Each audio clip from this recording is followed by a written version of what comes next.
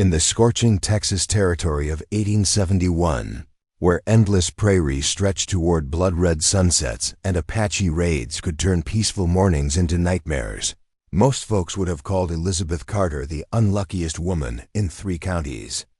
Widowed at 19 when Comanche warriors took her husband's life during the supply run to San Antonio, she'd spent the last 6 years running a remote trading post that most sensible people avoided after dark. What those sane folks couldn't possibly imagine was that this seemingly cursed woman possessed something far more valuable than luck, a gift for languages that had allowed her to master not just Spanish and German from the local settlers, but also the complex dialects of the very tribes that had made her a widow. When 4 towering Comanche warriors rode up to her trading post on a sweltering August morning, their weapons gleaming and war paint fresh, Elizabeth didn't reach for the loaded shotgun behind her counter. Instead, she stepped onto her porch and greeted them in flawless Comanche, speaking words that would change everything about how these proud warriors viewed the pale-skinned woman they'd been ordered to kill. Before we jump back in, tell us where you're tuning in from, and if this story touches you, make sure you're subscribed, because tomorrow, I've saved something extra special for you. The morning sun cast long shadows across the dusty expanse of Blackwater Creek, where Elizabeth Carter's trading post stood like a lonely sentinel against the vast Texas wilderness. At 25, Elizabeth possessed a quiet strength that came from 6 years of surviving in territory where most women wouldn't last 6 weeks. Her chestnut hair, always braided practically behind her neck, caught the early light as she arranged merchandise on the wooden shelves that lined her store's interior. The trading post itself told the story of frontier resilience. Built from rough-hewn logs and adobe, the structure combined the architectural wisdom of Mexican builders with the defensive necessities that Texas survival demanded. Heavy wooden shutters could transform every window into a gunport within minutes, while the thick walls were designed to stop both arrows and rifle bullets. Most importantly, the building's elevated position on a small rise provided clear sight lines in all directions, ensuring that Elizabeth could see trouble approaching long before it reached her door. Her inventory reflected the diverse needs of frontier communities that existed in constant tension between civilization and chaos. Bolts of sturdy cotton fabric sat beside boxes of ammunition, while barrels of flour shared space with bottles of laudanum and other medical supplies that could mean the difference between life and death when the nearest doctor was 3 days. Hard riding away.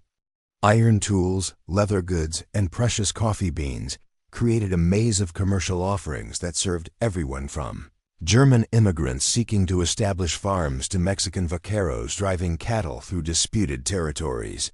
What made Elizabeth's trading post unique wasn't just its remote location or defensive construction, but rather the remarkable fact that a young widow operated it successfully in an environment where most businesses required either armed guards or tribal protection agreements to survive. Her success stemmed from capabilities that few customers suspected and fewer still understood. The linguistic skills that allowed her to conduct business in English, Spanish, German, and 3 different Native American dialects had transformed what should have been a vulnerable outpost into neutral ground where various groups could trade. Without the suspicion and hostility that characterized most frontier commerce, Elizabeth's fluency in Comanche had been acquired through necessity rather than academic study. During the first terrifying months after Thomas's death, when Comanche raiders tested her resolve with increasingly bold approaches to her property, she had recognized that survival required communication rather than confrontation. The elderly Mexican trader, Miguel Santos, who had sold her the property, possessed enough Comanche vocabulary to teach her basic phrases. But Elizabeth's natural aptitude for languages had driven her to seek out additional instruction from anyone willing to share their knowledge. Her breakthrough had come through an unlikely friendship with Maria Gonzalez, a Mexican woman whose own family had been captured by Comanche warriors 15 years earlier. Maria had spent 3 years living among the tribe before escaping during a cavalry raid, and her detailed knowledge of Comanche customs, language, and social structure provided Elizabeth with insights that went far beyond mere vocabulary. Maria's instruction had emphasized the crucial importance of understanding not just words, but the cultural context that gave those words their true meaning in Comanche society. The friendship between the two women had developed over countless evenings when Maria would visit the trading post to share stories about life among the Comanche while helping Elizabeth master the subtle tonal variations that could transform a greeting into an insult. Maria's patient instruction had covered everything from the proper forms of address for different ranks of warriors to the complex etiquette that governed interactions between Comanche men and women from outside the tribe. Elizabeth's daily routine reflected the careful balance required to maintain neutrality in territory where competing groups viewed each other with suspicion that could explode into violence without warning. Her morning inventory always included verification that her peace offerings remained prominently displayed near the front entrance. These items, tobacco, beads, and small mirrors, served as visual signals to any approaching Comanche that the trading post operated under traditional protocols of neutral commerce rather than the hostile suspicion that characterized most white settlements. The defensive preparations she maintained were equally important, though carefully concealed to avoid suggesting aggressive intentions toward potential customers. The loaded shotgun behind her counter remained hidden but accessible, while strategically placed rifle ports allowed her to defend the building's interior if peaceful negotiations failed. Most crucially, the signal fire materials she kept prepared on the roof could summon help from the nearest cavalry patrol, though such assistance would take hours to arrive and might come too late to save her life. Her business ledgers told the story of a complex frontier economy where survival often mattered more than profit. German farmers traded vegetables and handmade goods for ammunition and medical supplies, while Mexican vaqueros exchanged silver coins for leather goods and tobacco. Even more surprisingly, occasional Comanche visitors conducted business through careful barter arrangements that exchanged buffalo hides and beadwork for metal tools and cloth goods that the tribe couldn't produce independently. These trading relationships had developed slowly over years of patient effort to establish trust with groups that have every reason to view each other as enemies. Elizabeth's role as a neutral intermediary had proven valuable to all parties, though it required constant vigilance to prevent misunderstandings that could trigger violence. Her success depended on maintaining the delicate perception that her trading post served everyone's interests without favoring any particular group over their competitors. The loneliness of her position extended far beyond the simple isolation of frontier life. Elizabeth's unique role as a bridge between hostile communities meant that she could never fully belong to any of them. White settlers viewed her willingness to trade with Comanche as suspicious collaboration with savages, while Mexican ranchers appreciated her services but remained distant due to cultural barriers that friendship couldn't easily overcome.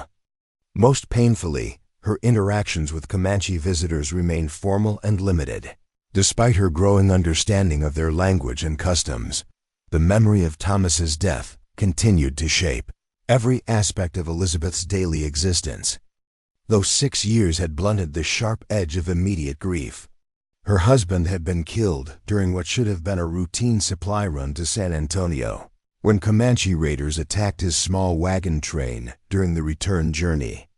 The irony that she now conducted regular business with members of the same tribe that had made her a widow was not lost on Elizabeth, though she had learned to view such complexity as simply another aspect of frontier survival. Her mourning had evolved from the desperate sorrow of fresh loss into a quieter acceptance that honored Thomas's memory while acknowledging the practical necessities of continued survival. The black dresses and widow's weeds that had marked her immediate grief had given way to practical frontier clothing that allowed her to work effectively while maintaining appropriate respect for her deceased husband. The wedding ring she still wore served as both memorial and protection, signaling her unavailable status to men who might otherwise pursue a successful businesswoman with questionable intentions. The trading post's evening routine reflected the security measures that had kept Elizabeth alive through 6 years of frontier isolation. Every customer departure was followed by careful inspection of the surrounding area to ensure that no unwelcome visitors had used legitimate business as cover for surveillance or preparation for night attacks. Windows were shuttered and barred, according to patterns that varied daily to prevent potential attackers from predicting her defensive arrangements. Her evening meals were prepared and consumed with attention to details that most people would consider paranoid, but which had proven essential for survival in territory where relaxed vigilance could prove fatal. Food was cooked during daylight, hours when smoke from the stove would be less visible to potential observers, while water was drawn from her well in quantities sufficient to last through potential siege situations. The books that provided her primary entertainment during long evenings reflected both practical needs and intellectual interests that helped maintain her sanity during extended periods of isolation. Technical manuals about frontier medicine and business management shared shelf space with novels and poetry that connected her to the broader cultural world she had left behind when choosing to remain in Texas rather than returning to her family. In Missouri, her correspondence with distant relatives provided crucial emotional connections to people who shared her background and values, though the irregular mail delivery meant that months could pass between letters. These communications required careful editing to emphasize business success, while minimizing descriptions of dangers that would prompt worried relatives to demand her return to more civilized territories. As summer heat intensified and the anniversary of Thomas's death approached once again, Elizabeth had no way of knowing that her carefully constructed life of neutral isolation was about to be disrupted by visitors whose intentions would challenge every assumption she had made about survival. In Comanche territory, the skills that had protected her for 6 years were about to be tested in ways she could never have anticipated, and the outcome would determine whether her story continued as a testament to frontier resilience or ended as another cautionary tale about the dangers of trusting in protocols that might not apply when circumstances exceeded all previous experience. Preparing and narrating this story took us a lot of time, so if you are enjoying it, subscribe to our channel. It means a lot to us. Now back to the story. The August morning started like any other until Elizabeth noticed the complete absence of birdsong from the cottonwoods that lined Blackwater Creek. In 6 years of frontier living, she had learned to read such silences as clearly as written warnings.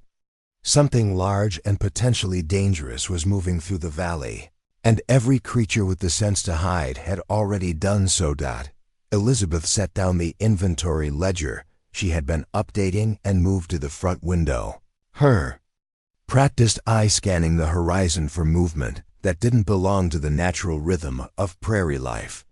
The heat shimmer rising from the sun-baked earth made distant observation difficult, but her attention focused on a disturbance approximately 2 miles to the northeast, where dust clouds suggested the approach of multiple riders moving at a deliberate pace that indicated neither urgent flight nor casual travel.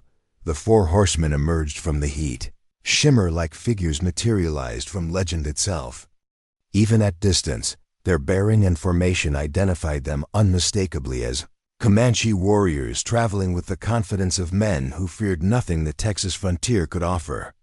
Their horses moved with the fluid precision that marked animals bred and trained for warfare, while the riders maintained spacing that allowed immediate response to threats from any direction.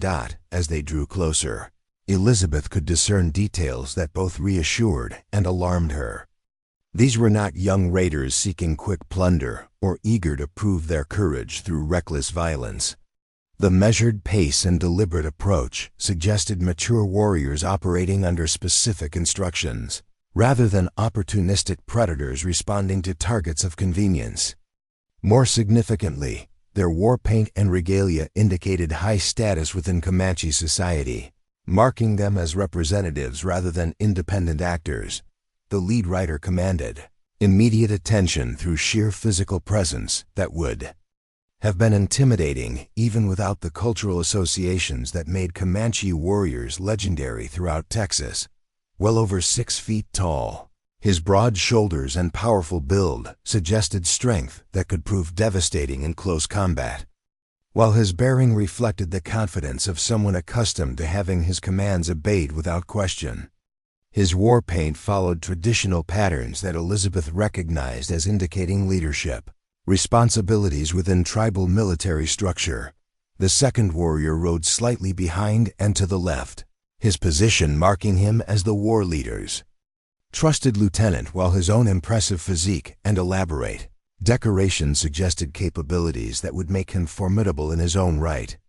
Scars visible on his arms and chest told stories of battles survived and enemies defeated, while the collection of weapons he carried indicated preparation for various types of combat that might be required. The third and fourth warriors completed a formation that demonstrated both tactical sophistication and ceremonial significance. Their matched positioning and synchronized movements reflected training that went far beyond simple military discipline to encompass cultural protocols that governed how important Comanche delegations approached neutral parties for formal negotiations. The eagle feathers and silver ornaments they wore marked them as warriors whose achievements had earned recognition from tribal leadership. Elizabeth's heart rate increased as she recognized the implications of their approach. Individual Comanche riders occasionally visited her trading post for business transactions, but delegations of this size and apparent importance suggested purposes that transcended routine commerce. The formal nature of their advance indicated either extremely serious business negotiations or the preliminary stages of actions that could prove far more dangerous than any previous encounters. Moving with practiced efficiency, Elizabeth activated the defensive preparations that had become second nature during her years of frontier isolation. The shotgun behind her counter was verified as loaded and ready, while additional ammunition was positioned for quick access if the situation deteriorated beyond what diplomacy could resolve. Most importantly, she lit the prepared signal fire on her roof, sending up the thin column of smoke that would alert distant cavalry patrols to potential trouble at Blackwater Creek. However, Elizabeth's most crucial preparation involved mental and emotional readiness for communication that could determine whether the next hour ended in successful negotiation or deadly violence. Her years of study in Comanche language and customs would face their most important test as she attempted to navigate whatever complex purposes had brought 4 senior warriors to her isolated trading post. The warriors approached to within 50 yards before halting in formation that allowed all 4 men clear sight lines to Elizabeth's position while maintaining enough distance to avoid seeming immediately threatening. The lead warrior raised his right hand in the traditional gesture that requested permission to approach closer, a sign of respect that suggested their intentions fell within established protocols for peaceful contact rather than preparation for immediate attack. Elizabeth stepped onto her porch and returned the gesture while calling out in carefully pronounced Comanche, "Welcome, brave warriors of the great Comanche nation. This place offers food, water, and honest trade to all who come in peace." Her words carried the formal phrasing that Maria Gonzalez had taught her for addressing high-ranking tribal visitors, emphasizing respect while establishing the neutral, commercial nature of her establishment. The lead warrior's response came in a voice that carried easily across the distance between them, its deep resonance reflecting both natural authority and careful control designed to avoid seeming aggressive. "We greet you, woman who speaks our language with respect. I am Swift Eagle, war chief of the Antelope Band. These are my brothers, Running Wolf, Spotted Horse, and Thundercloud. We come seeking words with the widow who honors all peoples with fair trading." The formal introduction followed protocols that indicated serious business rather than casual social interaction. Elizabeth noted that Swift Eagle had identified himself by both name and specific tribal affiliation, information that established his credentials while creating mutual obligations under traditional Comanche concepts of honor and responsibility. More intriguingly, his reference to her as the widow who honors all peoples suggested that her reputation had spread beyond the immediate vicinity of Blackwater Creek. "You are welcome to approach and share water," Elizabeth replied, using the traditional Comanche invitation that offered hospitality while maintaining appropriate boundaries. "The shade of my porch provides relief from the sun's heat, and there is fresh water from the creek for your horses." Her offer followed established customs while positioning any subsequent conversation in a context that emphasized mutual respect rather than confrontation. As the four warriors guided their horses closer, Elizabeth could observe details that provided crucial insights into their purposes and probable intentions. Their weapons were prominently displayed, but not held in immediately threatening positions, suggesting readiness for violence if circumstances required it, while indicating that peaceful resolution remained their preferred option. More tellingly, each warrior wore items that marked formal occasions rather than routine travel or military operations. Swift Eagle's dismount was executed with fluid grace that demonstrated both physical capability and cultural refinement. His movements carried the controlled precision of someone accustomed to formal ceremonies where every gesture carried significance beyond mere practical function. The way he approached Elizabeth's porch showed awareness of protocols that governed interactions between Comanche men and women from outside the tribe. "Elizabeth Carter," Swift Eagle said, surprising her by using her English name with reasonable accuracy. "Your reputation for fair dealing and respect for all peoples has reached the councils of our chiefs. We have traveled far to speak with you about matters that concern both your welfare and the honor of our nation." His words suggested purposes that extended far beyond routine trading negotiations, while indicating that her activities had attracted attention from tribal leadership at the highest levels. The formal manner in which the other three warriors positioned themselves while Swift Eagle conducted the initial conversation reflected sophisticated understanding of diplomatic protocols. Their arrangement provided mutual support while avoiding configurations that might be interpreted as threatening or disrespectful to their host. The careful attention to such details suggested that whatever business had brought them to Blackwater Creek carried significant importance within Comanche society. Elizabeth's response required careful balance between acknowledging the honor of their visit while avoiding commitments that might exceed her ability to fulfill. "I am honored by your presence, Swift Eagle, and grateful that the Antelope Band considers my humble trading post worthy of such distinguished visitors. Please share the shade and water while you tell me how I might serve warriors whose courage and wisdom are known throughout this territory." The conventional phrases masked Elizabeth's growing curiosity about purposes that had motivated four senior Comanche warriors to undertake what appeared to be a formal diplomatic mission to her isolated establishment. Swift Eagle's next words would begin revealing intentions that would challenge every assumption she had made about her future in Texas frontier territory. "We come with an offer that honors both your proven character and the needs of our people," Swift Eagle announced, his tone carrying the gravity of someone delivering a message that had been carefully considered by tribal councils. "But such matters require proper discussion away from the heat and dust of travel. May we accept your hospitality while we speak of things that could change the path of your life?" The request established that their business would require extended conversation rather than brief negotiation, while Swift Eagle's reference to changing her life's path suggested implications that extended far beyond anything Elizabeth had previously encountered. As she gestured for the warriors to make themselves comfortable in the shade of her porch, She realized that the careful neutrality she had maintained for 6 years was about to face challenges that would test every skill she had acquired in surviving. Texas frontier complexities. The shade of Elizabeth's porch provided welcome relief from the scorching August heat as the 4 Comanche warriors settled into positions that balanced respect for their hostess with tactical awareness of their surroundings. Swift Eagle accepted the gourd of cool water Elizabeth offered, drinking deeply before beginning what would prove to be the most extraordinary conversation of her life. Elizabeth Carter, Swift Eagle began, setting down the water gourd with ceremonial precision. The councils of 3 Comanche bands have debated your situation for many moons. What we propose today has never before been offered to any white woman and may never be offered again. His words carried the weight of formal proclamation, suggesting that whatever followed had been carefully considered by tribal leadership at the highest levels.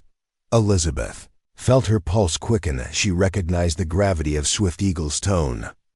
In 6 years of frontier trading, she had become accustomed to unusual requests and unexpected negotiations, but the war chief's manner suggested purposes that transcended anything within her previous experience. "I am honored by such attention from your people," she replied carefully, "though I confess curiosity about what situation of mine could concern the great Comanche councils." Running Wolf, who had remained silent during the initial greetings, now spoke for the first time, his voice carrying undertones of urgency that added complexity to the formal diplomatic atmosphere. "The white settlers grow more numerous each season, and their hunger for land threatens the balance that has allowed peaceful trading between our peoples. Soon, the soldiers will come in greater numbers, and places like this trading post will no longer be safe for lone women to operate." The observation struck Elizabeth with uncomfortable accuracy. Recent months had brought increasing reports of cavalry patrols establishing permanent camps throughout central Texas, while territorial authorities had begun discussing policies that would restrict or eliminate independent trading operations in areas considered strategically important for military operations. Her isolated position, which had provided safety through neutrality, might soon become a liability as military planners sought to control all commercial activity in regions they considered contested territory. Spotted Horse contributed his own perspective with words that revealed sophisticated understanding of political developments beyond the immediate frontier. "The railroad men speak of iron paths that will cross these lands within 5 years. When that happens, all who remain here must choose sides in conflicts that will show no mercy to those who attempt to stay neutral. Your trading post sits directly in the path of changes that will sweep away everything that came before." Elizabeth absorbed this information with growing unease as she recognized the accuracy of their assessment. Railroad surveys had indeed been conducted through the valley during the previous spring, and territorial newspapers had published enthusiastic accounts of planned expansion that would transform the region within a decade.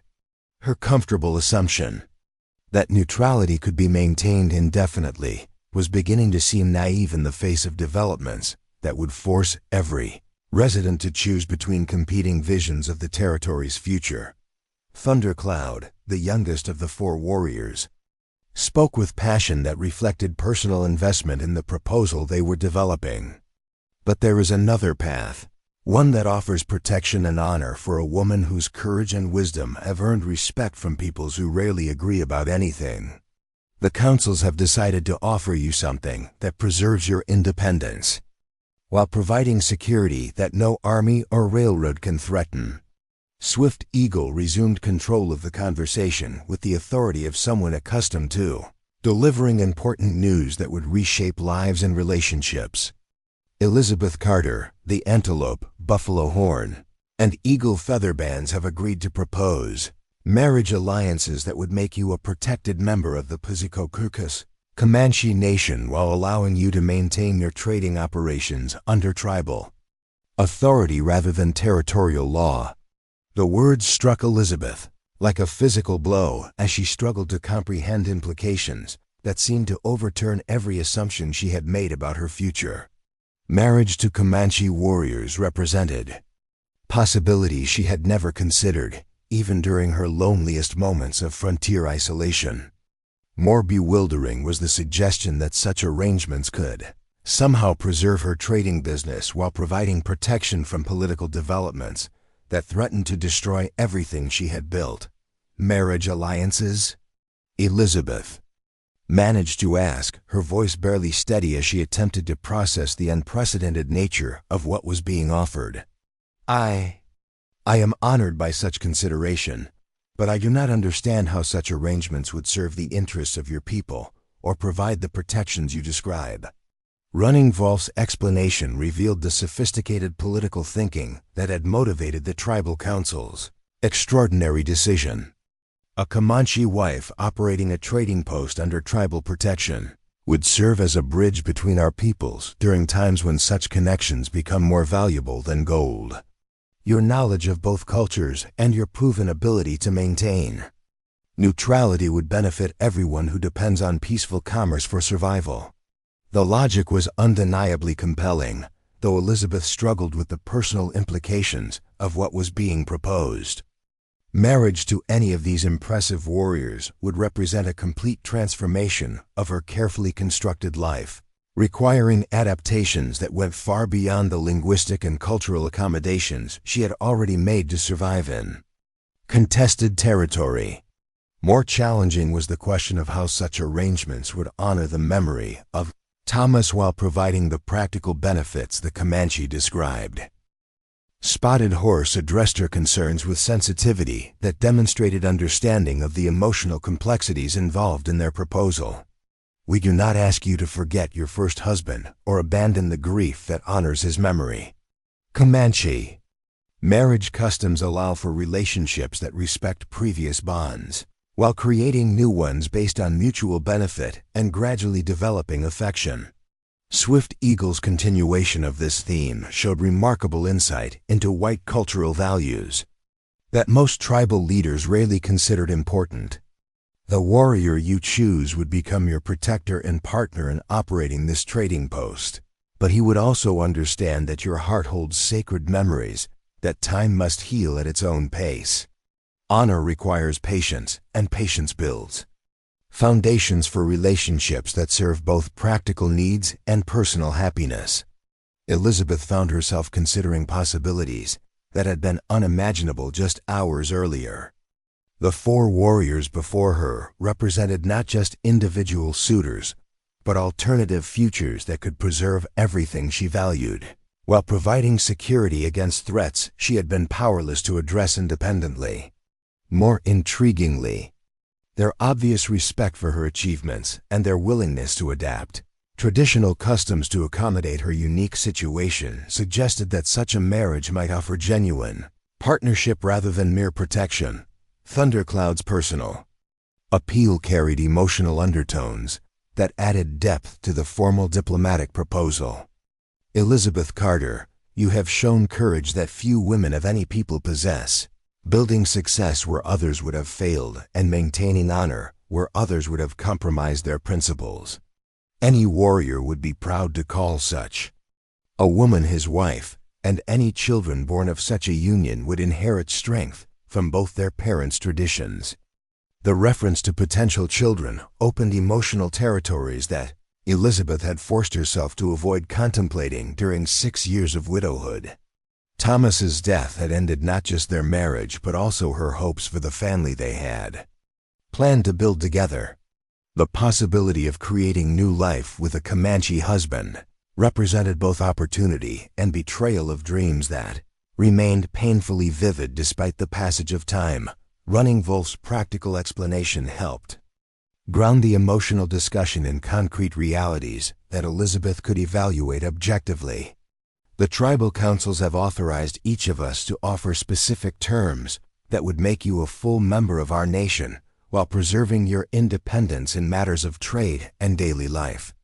You would gain protection of 3 bands, access to hunting grounds that provide abundant game, and partnerships in horse trading that could increase your profits beyond anything currently possible.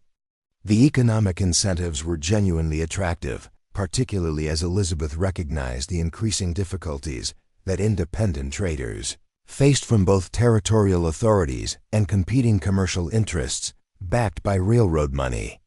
Alliance with Comanche bands would provide access to resources and protection that could make her trading post not just sustainable but highly profitable, even as political conditions made other frontier businesses increasingly precarious. Spotted Horse's final contribution to their collective proposal addressed the question that Elizabeth knew she would have to answer before their conversation could proceed to specific negotiations.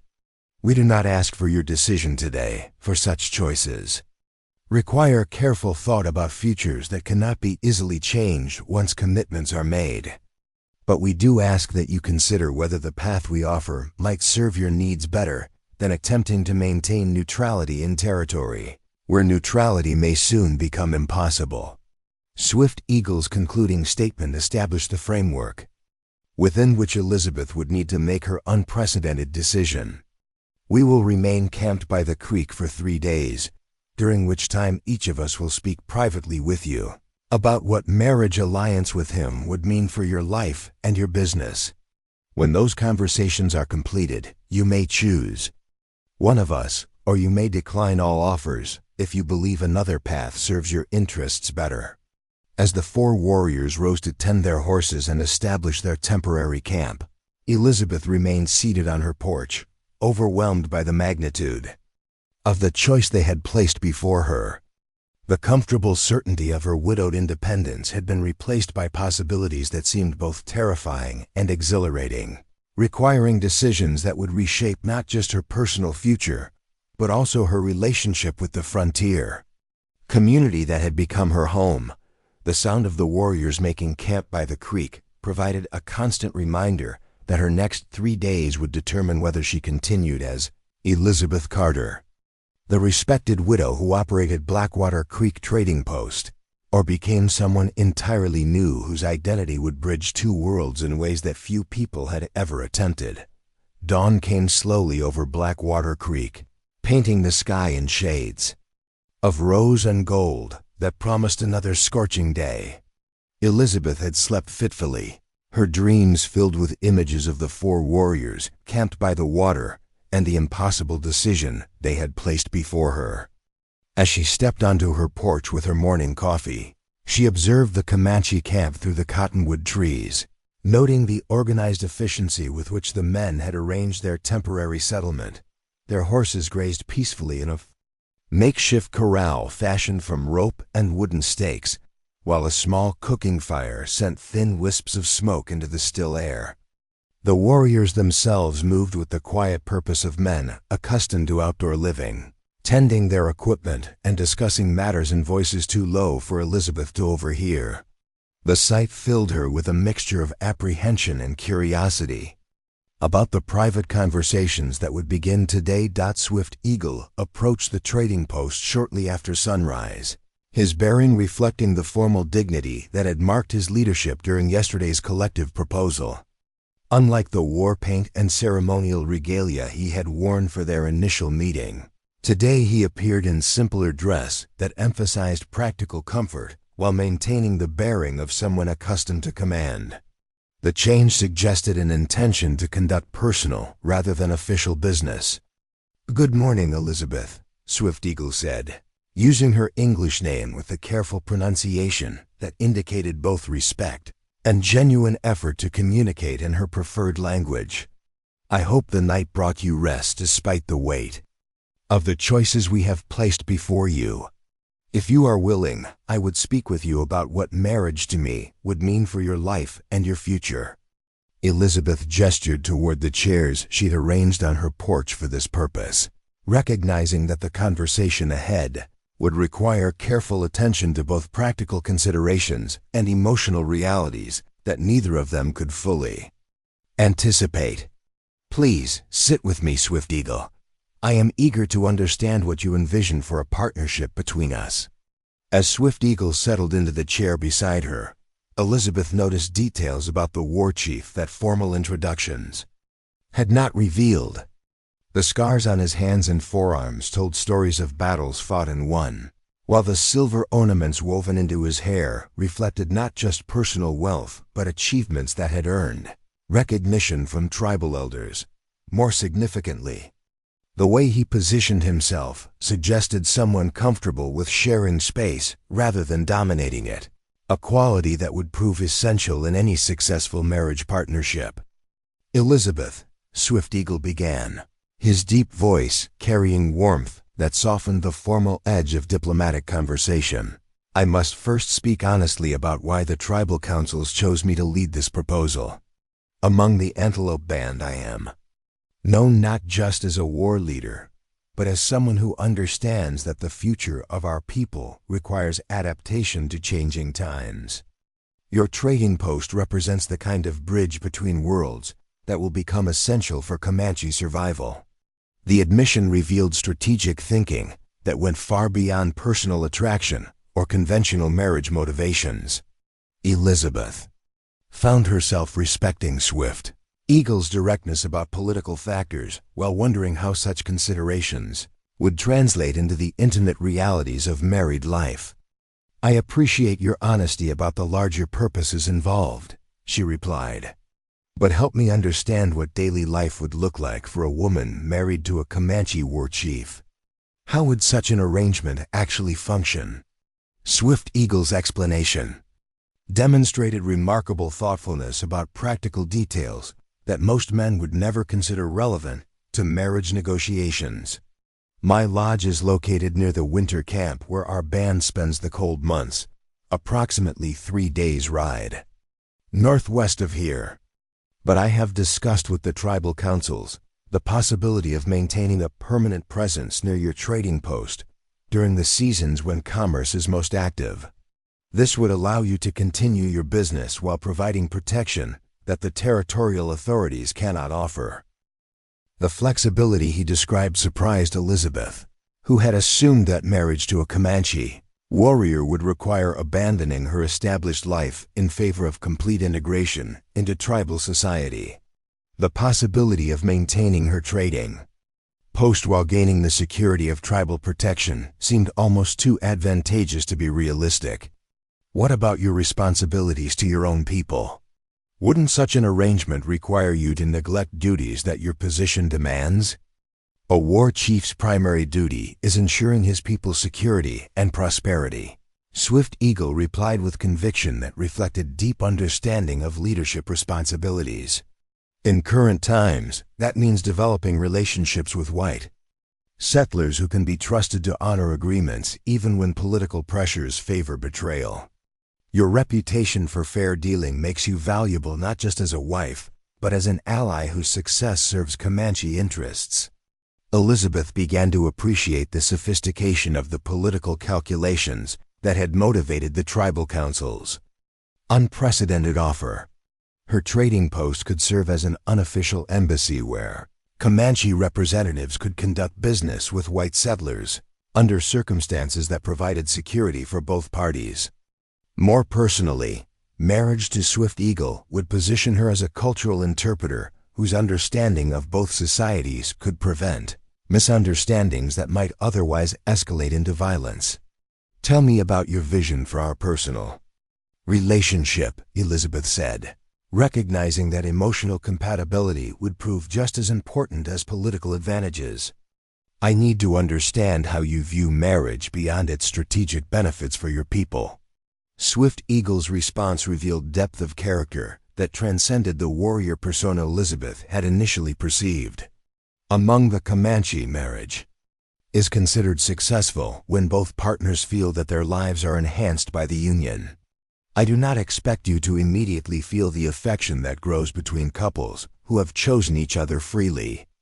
But I hope that time and shared experiences would allow us to develop genuine partnership based on mutual respect and common purposes." The honesty of his admission touched Elizabeth more deeply than passionate declarations might have accomplished.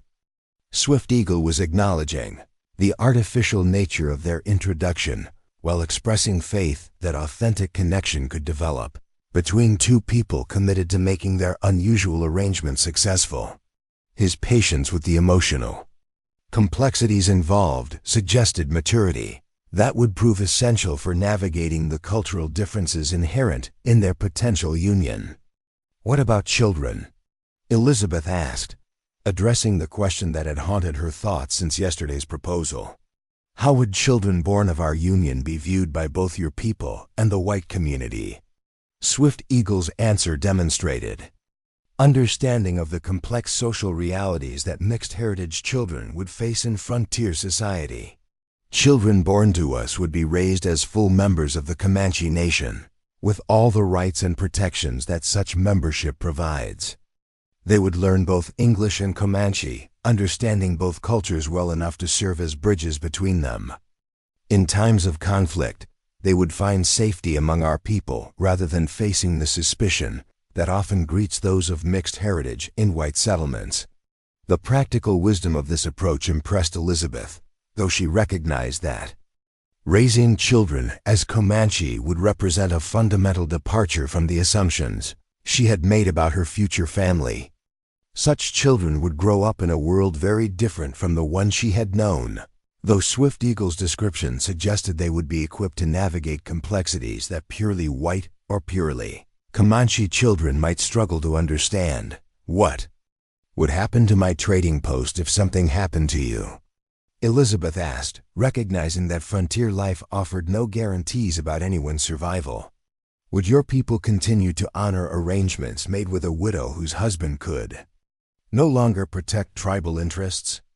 The question revealed practical concerns that most romantic conversations never addressed, though Swift Eagle seemed to appreciate her focus on realistic contingencies. Comanche custom provides protection for widows, particularly those whose marriages served important tribal purposes. Your trading post would continue operating under tribal protection, and your children would inherit not just your business, but also status within our nation that would ensure their security regardless of political changes affecting the broader territory. Swift Eagle's description of long-term security addressed Elizabeth's deepest fears about the uncertain future of frontier commerce. Territorial authorities could revoke trading licenses or impose regulations that destroyed independent businesses, while railroad development might eliminate the economic foundations that made her current life possible. Marriage to Swift Eagle would provide protection against such external threats while preserving her autonomy in ways that few alternatives could offer. I must ask about something that troubles me, Elizabeth said, steeling herself to address the most painful aspect of their potential relationship. Your people killed my first husband. How can you expect me to find happiness among warriors who might have participated in the raid that made me a widow? Swift Eagle's response carried gravity that acknowledged the legitimacy of her concern, while offering perspective that she had not previously considered. The warrior who killed your husband died 2 years ago during a cavalry attack on our camp. His death was witnessed by 3 men, including Running Wolf, who can tell you the details if knowing them would bring you peace. But more importantly, marriage to me would represent justice for both your loss and our warrior's death, creating life where conflict had previously brought only destruction. The revelation that Thomas's killer was dead provided unexpected comfort. Though Elizabeth struggled with the complexity of emotions surrounding Swift Eagle's interpretation of justice, the idea that marriage could somehow balance the scales of loss and revenge appealed to her sense of frontier pragmatism while challenging her more conventional notions of how grief should be processed and resolved. If I chose to marry you, Elizabeth said carefully, what would the ceremony involve? What would be expected of me in terms of Comanche customs that I might not understand? Swift Eagle's explanation of wedding customs revealed cultural richness that contrasted sharply with the simplified stereotypes most white settlers held about tribal life. The ceremony would combine traditional Comanche elements with acknowledgement of your white heritage, creating something new that honors both backgrounds. You would not be required to abandon your Christian faith, though you would be expected to show respect for Comanche spiritual practices. Our marriage would be blessed by both tribal medicine men and whatever Christian minister you preferred. To invite. The flexibility Swift Eagle described suggested genuine effort to accommodate Elizabeth's cultural needs while integrating her into Comanche society. Such adaptability indicated not just personal tolerance, but tribal recognition that successful marriages required compromise from both partners, rather than complete cultural surrender from either one. As the morning sun climbed higher and their conversation drew toward its natural conclusion, Elizabeth found herself surprisingly moved by Swift Eagle's combination of political acuity and personal sensitivity. The war chief had presented a vision of marriage that addressed both practical concerns and emotional needs while offering security that her current independence could never provide. "Swift Eagle," Elizabeth said as he prepared to return to the camp by the creek, "thank you for your honesty about both the advantages and challenges of marriage between us. Your vision of partnership offers possibilities I had not imagined, though I still need to hear what your companions propose before making any decision." Swift Eagle's parting words carried warmth that suggested genuine affection rather than mere diplomatic courtesy. "Whatever choice you make, Elizabeth, I hope you will always consider me a friend who respects your courage and wisdom. The time we have spent talking this morning has convinced me that any warrior fortunate enough to call you wife would be blessed beyond his deserving." As Elizabeth watched Swift Eagle walk back toward the creek, she realized that her understanding of Comanche culture and her assumptions about marriage had been fundamentally altered by their conversation. The possibility of becoming Swift Eagle's wife now seemed not just practical but potentially fulfilling in ways that her solitary life could never achieve. The afternoon heat shimmered off the prairie grass as Running Wolf approached Elizabeth's trading post with a stride that differed markedly from Swift Eagle's formal bearing. Where the war chief had moved with ceremonial dignity, Running Wolf displayed the fluid confidence of a man, equally comfortable stalking deer through dense forest or navigating the complex social dynamics of tribal life. His approach suggested someone who viewed the world through a hunter's eyes, always alert to opportunity and danger in equal measure. Elizabeth had spent the morning hours reflecting on her conversation with Swift Eagle, impressed by his political vision while wondering whether the other warriors would offer alternatives that might prove more personally appealing. Running Wolf's reputation as the band's finest tracker and hunter preceded him, though Elizabeth knew little about his personal character, beyond his obvious skills in providing meat for his people during lean seasons.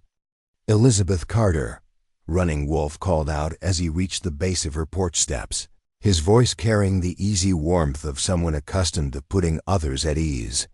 "The sun grows hot, and I bring an invitation that might interest a woman who appreciates the beauty of this land as much as its commercial possibilities. Would you ride with me to see places where few white people have traveled?" The proposal surprised Elizabeth, who had expected another formal conversation similar to her morning discussion with Swift Eagle. Running Wolf's suggestion of an expedition into unfamiliar territory offered adventure that appealed to instincts she had suppressed during years of cautious business management. "That's an intriguing offer," she replied, curiosity overcoming her initial hesitation. "But I should warn you that I'm not the most experienced rider, especially over rough country." Running Wolf's laugh carried genuine amusement rather than mockery as he gestured toward a magnificent pinto mare standing beside his own stallion. "Little Star here is gentle enough for children to ride, but smart enough to carry you safely through terrain that would challenge more spirited horses. I chose her specifically because I hoped you might accept my invitation to see the hidden places that make this valley special." The thoughtfulness behind his preparation impressed Elizabeth as much as the adventure itself. Running Wolf had clearly spent considerable time planning an excursion that would accommodate her riding abilities while providing opportunities for conversation away from the formal constraints of her trading post. His approach suggested someone who understood that compatibility might be better evaluated through shared experiences than diplomatic discussions. Elizabeth accepted, running Wolf's invitation with enthusiasm that surprised her, recognizing that 6 years of cautious isolation had created hunger for adventure that formal business conversations could never satisfy. The prospect of exploring territory she had glimpsed only from a distance offered liberation from the defensive mindset that frontier trading had required her to maintain. The Pinto Mare proved as gentle and reliable as running Wolf had promised, responding to Elizabeth's uncertain guidance with patient intelligence that quickly built her confidence. Running Wolf's own horsemanship displayed the effortless skill that marked someone who had spent his life in the saddle, though he moderated his pace to ensure that Elizabeth could keep up without feeling rushed or inadequate. Their route led northwest from Blackwater Creek toward limestone bluffs that rose dramatically from the prairie floor, creating natural fortifications that had sheltered both humans and animals for countless generations. Running Wolf's commentary during their ride revealed deep knowledge of the land that went far beyond simple geographical familiarity to encompass understanding of how seasons, weather, and wildlife movements created patterns that observant hunters could read like written language. "See how the cottonwoods cluster near that spring?" Running Wolf asked, pointing toward a grove of trees that seemed to emerge from bare rock. "The Comanche have used that camping place for longer than our oldest grandfathers can remember. The water never fails, even in the driest years, and the position provides perfect views of approaching travelers while offering multiple escape routes if enemies threaten the camp." Elizabeth absorbed this information with growing appreciation for the fine voix, sophisticated understanding of terrain that Running Wolf possessed. His knowledge extended beyond mere survival to encompass strategic thinking that could prove invaluable for someone operating a trading post in contested territory. More personally, his willingness to share such information suggested trust that went beyond the formal requirements of courtship. The spring running Wolf had identified proved even more remarkable when viewed up close. Clear water bubbled from a limestone cave that extended deep into the bluff, creating a pool large enough to water dozens of horses, while providing drinking water so pure that Elizabeth could see individual pebbles on the bottom despite the depth. The grove of ancient cottonwoods provided shade that made the location feel like a natural cathedral devoted to the worship of water in an arid land. "This is beautiful," Elizabeth said, dismounting to examine the spring more closely. "I had no idea such places existed so close to my trading post. Why haven't I seen other travelers using this water source?" Running Wolf's explanation revealed one of the many advantages that marriage to a Comanche warrior might provide. Most white travelers follow the main trails that avoid areas they consider dangerous or unknown.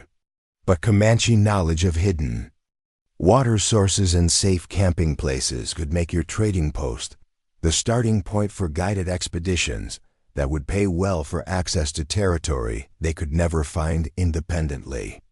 The commercial possibilities Running Wolf described opened new perspectives on how her business might expand through partnerships that leveraged tribal geographical knowledge. Guided hunting expeditions and botanical collecting trips could provide steady income while establishing her trading post as a gateway to wilderness areas that remained largely unexplored by white settlers. More importantly, such activities would create ongoing relationships between Comanche guides and white customers that could reduce mutual suspicion through positive interactions. "Tell me about your vision for how we might work together," Elizabeth said, settling onto a smooth rock beside the spring, where they could continue their conversation in surroundings that felt far removed from the political complexities surrounding her trading post. Swift Eagle spoke of marriage as a strategic alliance that would serve both our peoples. What do you see as the personal foundations that would make such a partnership successful? Running Wolf's response revealed a perspective on marriage that differed significantly from Swift Eagle's more formal approach. "Elizabeth, I believe the strongest marriages grow from shared appreciation for life's adventures rather than calculated political benefits.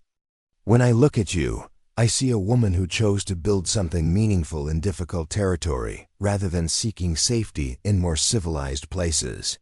That courage tells me we might find happiness exploring this land together. The emphasis on adventure and exploration appealed to aspects of Elizabeth's personality that years of cautious business management had forced her to suppress. Running Wolf's vision of marriage as partnership and discovery offered possibilities for personal growth that her current solitary existence could never provide.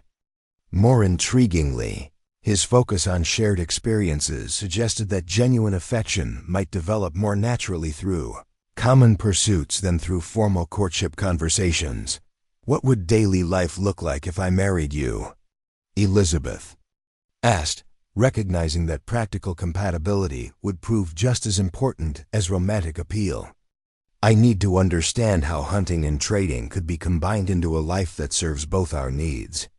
Running Wolf's description of married life emphasized flexibility and mutual support rather than rigid division of roles. During hunting seasons, we would travel together to camps where I track game while you establish temporary trading relationships with tribal members from distant bands. Your language skills and reputation for fairness would open opportunities to acquire horses, furs, and crafted goods that could be sold at your permanent trading post for significant profits.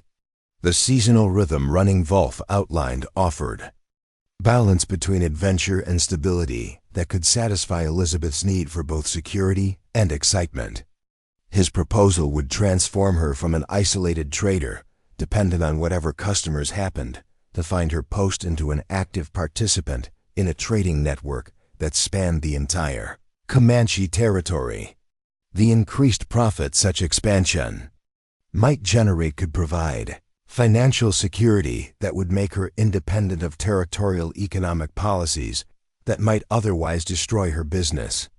How would your people view a white wife who participated in hunting expeditions? Elizabeth asked, wondering whether cultural prejudices might create obstacles to the partnership Running Wolf envisioned. Would they accept my presence in camps where important tribal business is conducted?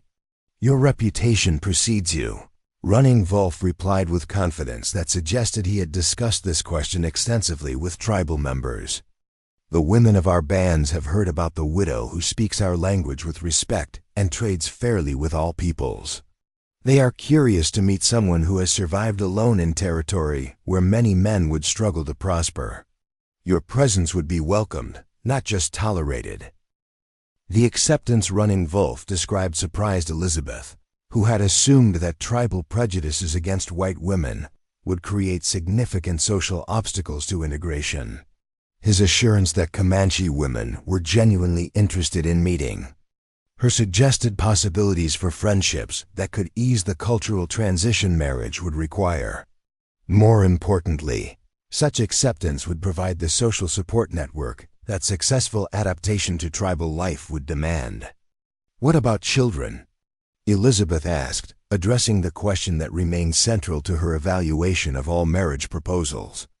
How would you envision raising children who inherit both our backgrounds? Running Wolf's vision for their potential children emphasized practical skills and cultural adaptability rather than forcing choices between competing identities. Our children would learn to track and hunt from me while gaining your knowledge of languages and trading. They would be equally comfortable in Comanche camps or white settlements, able to serve as interpreters and guides for both peoples. Such skills would make them valuable to everyone and threatened by no one. The versatility Running Wolf described for their children appealed to Elizabeth's understanding of how frontier survival often depended on adaptability rather than cultural purity. Children raised with such diverse capabilities would possess advantages that could serve them well regardless of how political developments affected relationships between white and Comanche communities. More personally, the idea of teaching her children both hunting skills and commercial knowledge offered opportunities for family bonding that her solitary life had made impossible to envision. Tell me something about yourself that Swift Eagle might not have mentioned, Elizabeth said, recognizing that personal compatibility would ultimately matter more than either political advantages or economic opportunities. What drives Running Wolf when he's not hunting or planning trading expeditions? Running Wolf's answer revealed depths of character that his practical focus on adventure had not previously indicated. I am driven by curiosity about places and peoples I have never encountered. The world beyond our traditional territories grows larger every year, and I want to understand it rather than simply resist its influence. Marriage to you would provide opportunities to learn about white culture from someone who also appreciates Comanche ways. The intellectual curiosity Running Wolf expressed resonated with Elizabeth's own hunger for knowledge about cultures and places beyond her immediate experience. His desire to understand rather than simply oppose changing circumstances suggested wisdom that could prove valuable for navigating the complex future that railroad development and territorial expansion would inevitably bring to their region. As the afternoon sun began its descent toward the western horizon, Running Wolf and Elizabeth prepared for the return journey to Blackwater Creek. Their ride back followed a different route that showcased additional natural wonders while providing Running Wolf with opportunities to share more of his extensive geographical knowledge. Elizabeth, Running Wolf said as they approached her trading post, whatever decision you make about marriage, I hope today has shown you that this land holds possibilities for adventure and discovery that solitary trading can never provide. Life is meant to be explored, not simply endured. Elizabeth found herself genuinely moved by Running Wolf's combination of practical wisdom and adventurous spirit. His vision of marriage as partnership in exploration offered possibilities for Keel, personal growth and excitement that her current existence could never match. More importantly, his obvious respect for her capabilities suggested that marriage to him would enhance rather than constrain her independence. Thank you for showing me places I never knew existed so close to my home, Elizabeth replied as they reached her porch. You've given me much to consider about what marriage might offer beyond security and political advantage. The adventure you describe appeals to parts of my nature that I thought I had abandoned when Thomas died.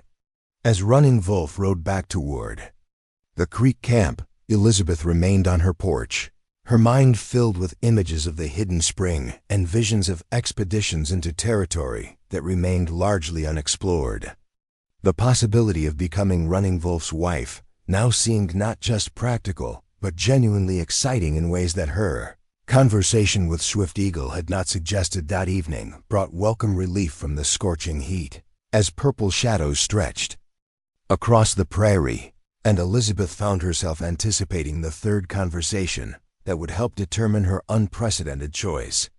Spotted Horse approached her trading post as twilight painted the sky in shades of amber and rose, his bearing distinctly different from either Swift Eagle's formal authority or Running Wolf's adventurous confidence, where the other warriors had carried themselves with the assertive presence of men accustomed to command or conquest. Spotted Horse moved with the careful deliberation of someone whose life's work required patience, observation, and healing rather than warfare.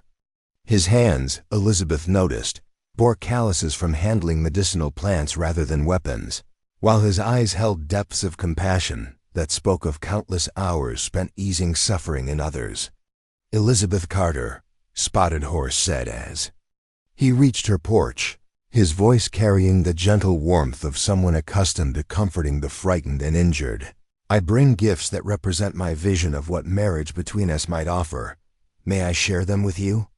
The request surprised Elizabeth, who had not expected any of the warriors to bring actual presents as part of their courtship.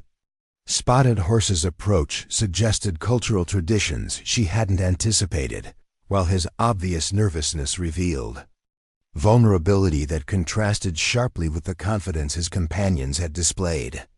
Of course, Elizabeth replied, curious about what gifts a Comanche healer might consider appropriate for a white widow.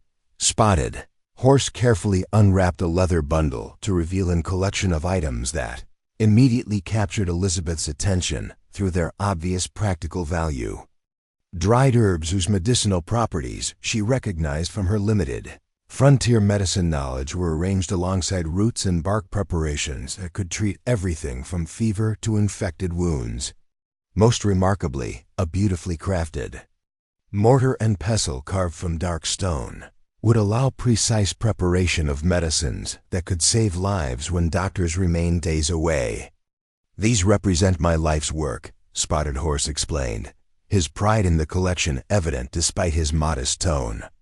"Among the Comanche, I am known as a healer who can treat ailments that defeat other medicine men. But my knowledge extends beyond traditional tribal remedies to include techniques learned from Mexican curanderos and even some methods taught by white doctors who have treated our people with respect." Elizabeth examined the medicinal collection with growing appreciation for both its immediate practical value and its implications for her future. Frontier trading posts often served as informal medical centers where settlers sought treatment for injuries and illnesses that exceeded their limited home remedies. Access to Spotted Horse's expertise and his extensive pharmacopoeia could transform her establishment into a genuine healthcare resource that would attract customers from throughout the region. "This is remarkable," Elizabeth said, handling the carved mortar with appreciation for its obvious craftsmanship. "I've struggled to provide adequate medical supplies for customers who come here desperate for treatment and not qualified to offer. Your knowledge could prevent suffering that I've been powerless to address." Spotted Horse's response revealed the depth of thought he had invested in considering how their marriage might serve humanitarian purposes beyond political or economic advantages. "Elizabeth, your trading post is positioned to become a healing center that serves all peoples rather than favoring any particular group. My medicine combined with your languages and business skills could create something unique in Texas territory, a place where Comanche, Mexican, and white patients receive treatment based on their needs rather than their tribal affiliations." The vision Spotted Horse outlined appealed to Elizabeth's desire to contribute something meaningful to frontier communities that often lacked access to competent medical care.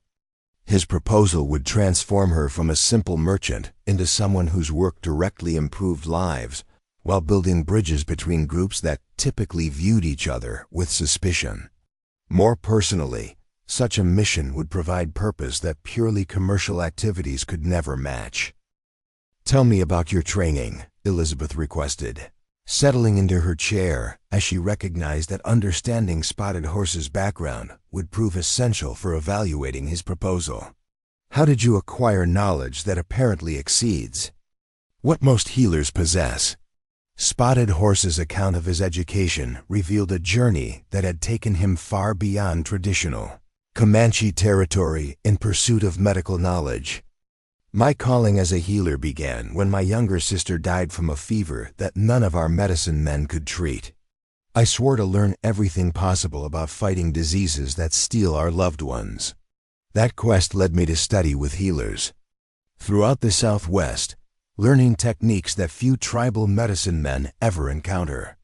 The personal tragedy that had motivated Spotted Horse's medical education resonated with Elizabeth's own experience of loss, though his response to grief had channeled sorrow into constructive action rather than the protective isolation she had chosen. His dedication to preventing other families from experiencing similar tragedies spoke to character traits that would prove valuable in any marriage partner. "Where did your travels take you?" Elizabeth asked, intrigued by the scope of education that Spotted Horse described.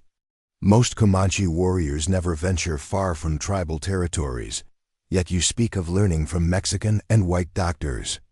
Spotted Horse's explanation revealed the remarkable dedication that had driven his unconventional education. "I spent 2 years in Santa Fe learning from curanderos whose knowledge combines Spanish medicine with techniques inherited from Aztec healers.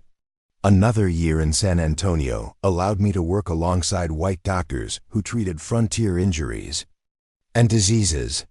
Most importantly, I studied with a Chinese herbalist in El Paso, whose methods for diagnosing illness surpassed anything I had previously encountered.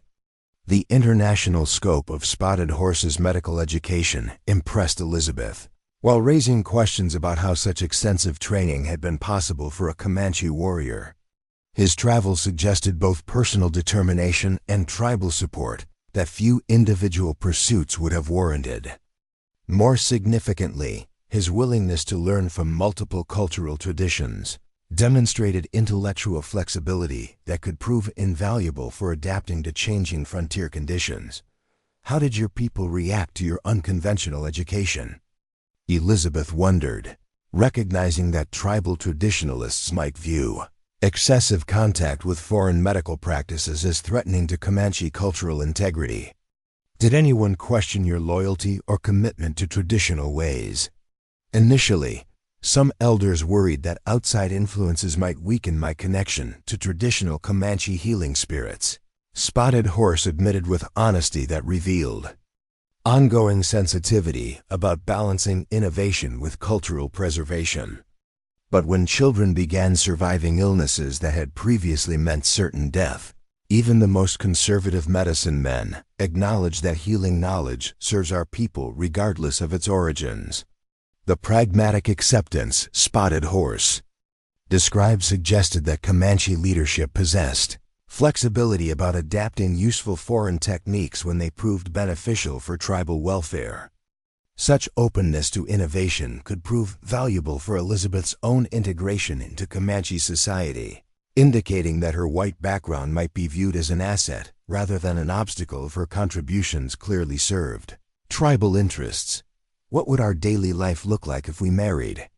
Elizabeth asked, recognizing that the healing practice Spotted Horse envisioned would require different arrangements than either Swift Eagle's political leadership or Running Wolf's seasonal hunting expeditions. How would we balance medical responsibilities with trading activities? Spotted Horse's vision of married life emphasized collaboration between complementary skills rather than separation of distinct professional responsibilities.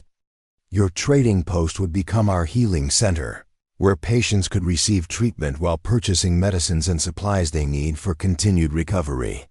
I would handle medical diagnosis and treatment while you managed the commercial aspects and served as interpreter when language barriers complicate patient care. The integration Spotted Horse described appealed to Elizabeth's desire for meaningful work, while addressing practical concerns about maintaining her business income. His proposal would enhance rather than replace her trading activities, creating synergies between healing and commerce that could benefit both their patients and their financial security. More personally, such collaboration would require daily cooperation that could strengthen their marriage through shared purpose. How would you handle the cultural sensitivities involved in treating patients from different backgrounds? Elizabeth inquired, understanding that medical practice in frontier territory required diplomatic skills as much as technical expertise. Some white settlers might resist treatment from a Comanche healer, regardless of your qualifications. Spotted Horse's response demonstrated sophisticated understanding of the prejudices that could complicate medical practice in contested territory. Your presence and endorsement would provide credibility with white patients who might otherwise refuse treatment from tribal healers. Similarly, my reputation among Comanche bands would encourage tribal members to trust a healing center operated by a white woman. Together, we could serve patients who would never accept help from either of us individually. The cultural bridge function Spotted Horse envisioned made practical sense while offering emotional satisfaction that purely commercial activities could never provide. Elizabeth found herself attracted to the idea of work that directly improved lives while building understanding between communities that often viewed each other as enemies. Such a mission would honor Thomas's memory through service that reduced suffering rather than perpetuating the conflicts that had caused his death. What about training? Elizabeth asked, recognizing that effective collaboration would require her to develop medical skills that her current knowledge couldn't provide. I would need to learn techniques that go far beyond the basic frontier remedies I currently understand. Teaching you would be my pleasure and responsibility. Spotted Horse replied with enthusiasm that revealed genuine excitement about sharing his expertise. Your intelligence and language skills suggest that you could master healing techniques quickly, particularly since you already understand the business aspects of providing medical supplies to frontier communities.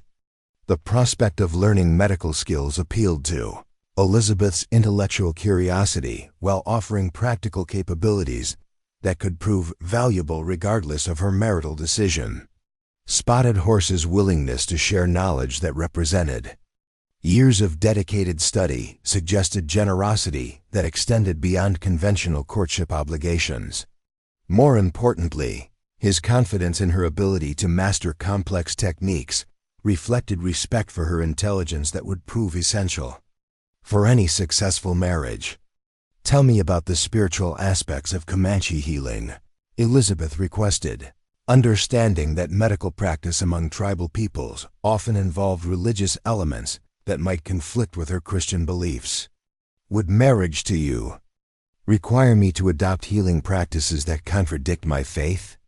Spotted Horse's explanation revealed theological sophistication that surprised Elizabeth with its inclusiveness and flexibility.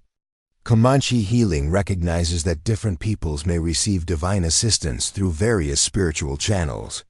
Your Christian prayers could enhance rather than contradict traditional Comanche healing ceremonies, creating powerful combinations that serve patients more effectively than either approach might accomplish independently. The religious tolerance Spotted Horse described offered hope that marriage to him would not require abandoning her Christian faith in favor of complete conversion to tribal spiritual practices.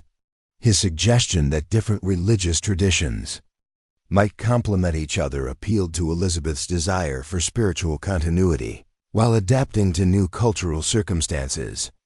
More broadly, such theological flexibility suggested intellectual openness that could ease the cultural transitions marriage would require.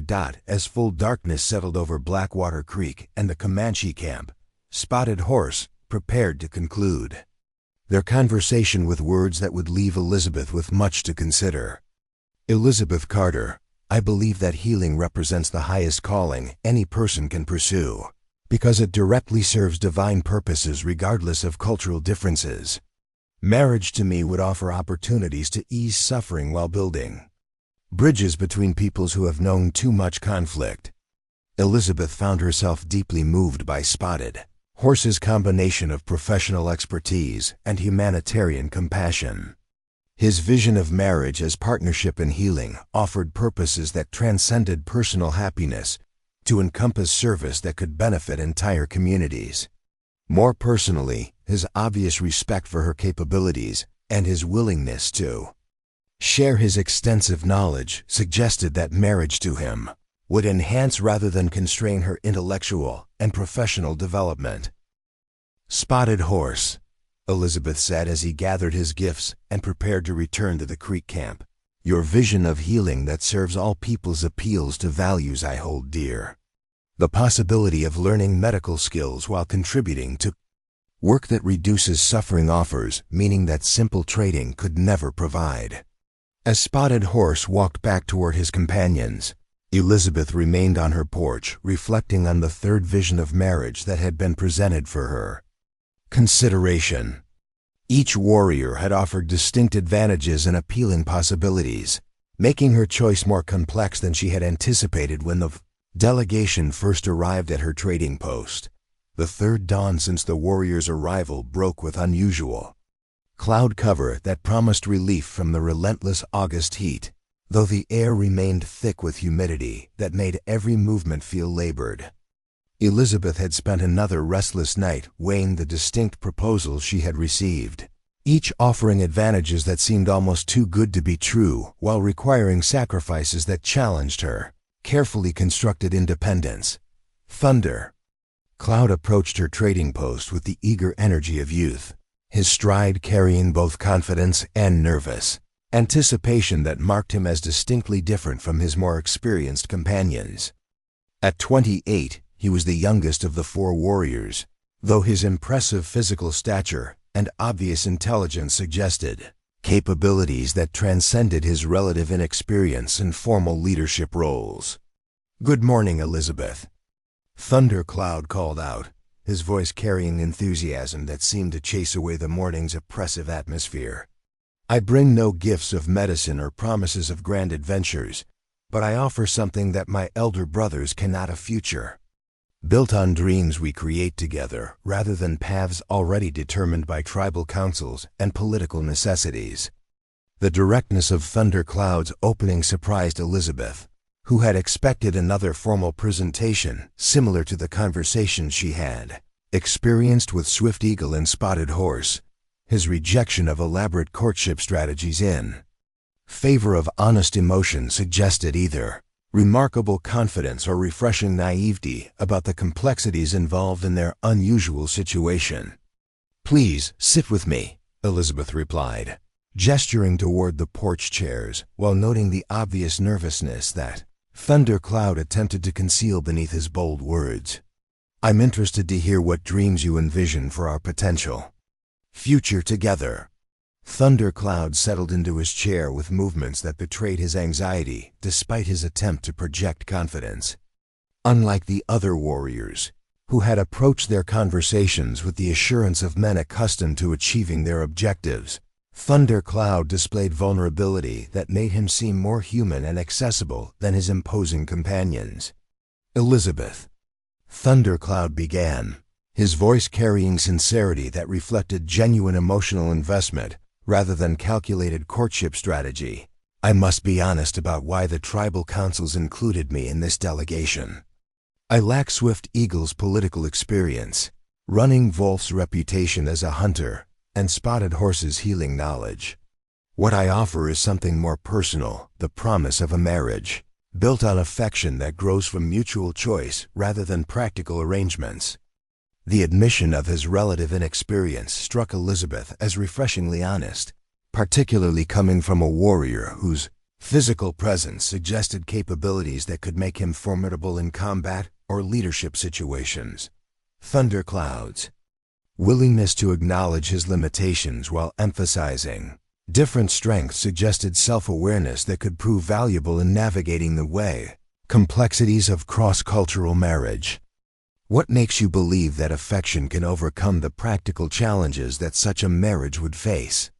Elizabeth asked, recognizing that romantic feelings, while appealing, might prove insufficient for managing the political and cultural obstacles that their union would inevitably encounter. Thundercloud's response revealed thoughtfulness that belied his youthful appearance and apparent inexperience with complex negotiations. "Elizabeth, I have watched the marriages of my elder brothers and observed that those unions built on political advantages or practical benefits often grow cold when circumstances change. But marriages founded on genuine caring between partners develop strength that survives whatever challenges life presents."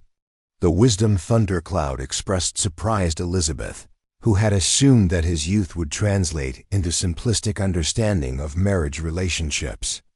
His observation about the durability of affection-based unions reflected insights that suggested either natural intelligence or careful observation of human relationships that extended beyond his immediate tribal experience. "Tell me about your vision of what our daily life would look like," Elizabeth requested, curious whether Thundercloud's emphasis on affection would translate into realistic planning for the practical realities that marriage would require. "How do you see us managing the cultural differences and external pressures that would affect our relationship?" Thundercloud's description of married life emphasized partnership and adaptation rather than predetermined roles or rigid adherence to traditional customs. "I believe successful marriages require both partners to learn from each other while maintaining respect for their individual backgrounds. You would teach me about white business practices and Christian beliefs, while I would share Comanche hunting skills and spiritual traditions. Together, we would create something new that honors both our heritages. The flexibility Thundercloud proposed appealed to Elizabeth's desire for a marriage that would enhance rather than constrain her personal development. His vision suggested genuine interest in learning about her culture rather than simply expecting her to abandon white customs in favor of complete assimilation into Comanche society. More importantly, his emphasis on mutual education implied respect for her knowledge and experience that would prove essential for any successful partnership. How would your people respond to a young warrior marrying a white widow? Elizabeth wondered, recognizing that tribal acceptance of their union might depend partially on Thundercloud's status within Comanche society. Would your relative youth make it difficult to gain support for such an unconventional marriage? Thundercloud's acknowledgement of potential challenges revealed awareness of political realities that his idealistic presentation might have obscured. Some elders question whether I possess sufficient experience to manage a cross-cultural marriage successfully. But others argue that my youth provides advantages for adaptation that older warriors might lack. Change comes more easily to those who have not spent decades following established patterns. The political dynamics Thundercloud described suggested that his marriage proposal carried implications beyond their personal relationship to encompass broader tribal debates about adaptation to changing frontier conditions. His youth, rather than representing pure liability, might actually position him as a symbol of Comanche willingness to embrace new strategies for survival in an evolving territorial landscape. What about children? Elizabeth asked, addressing the question that remained central to her evaluation of all four proposals. How would you approach raising children who inherit both our backgrounds in a world where mixed heritage often creates more challenges than advantages?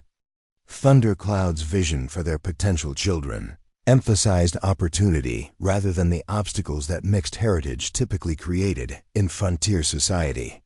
Our children would grow up truly belonging to both worlds, understanding white and Comanche cultures so thoroughly that they could serve as interpreters and negotiators when conflicts arise between our peoples.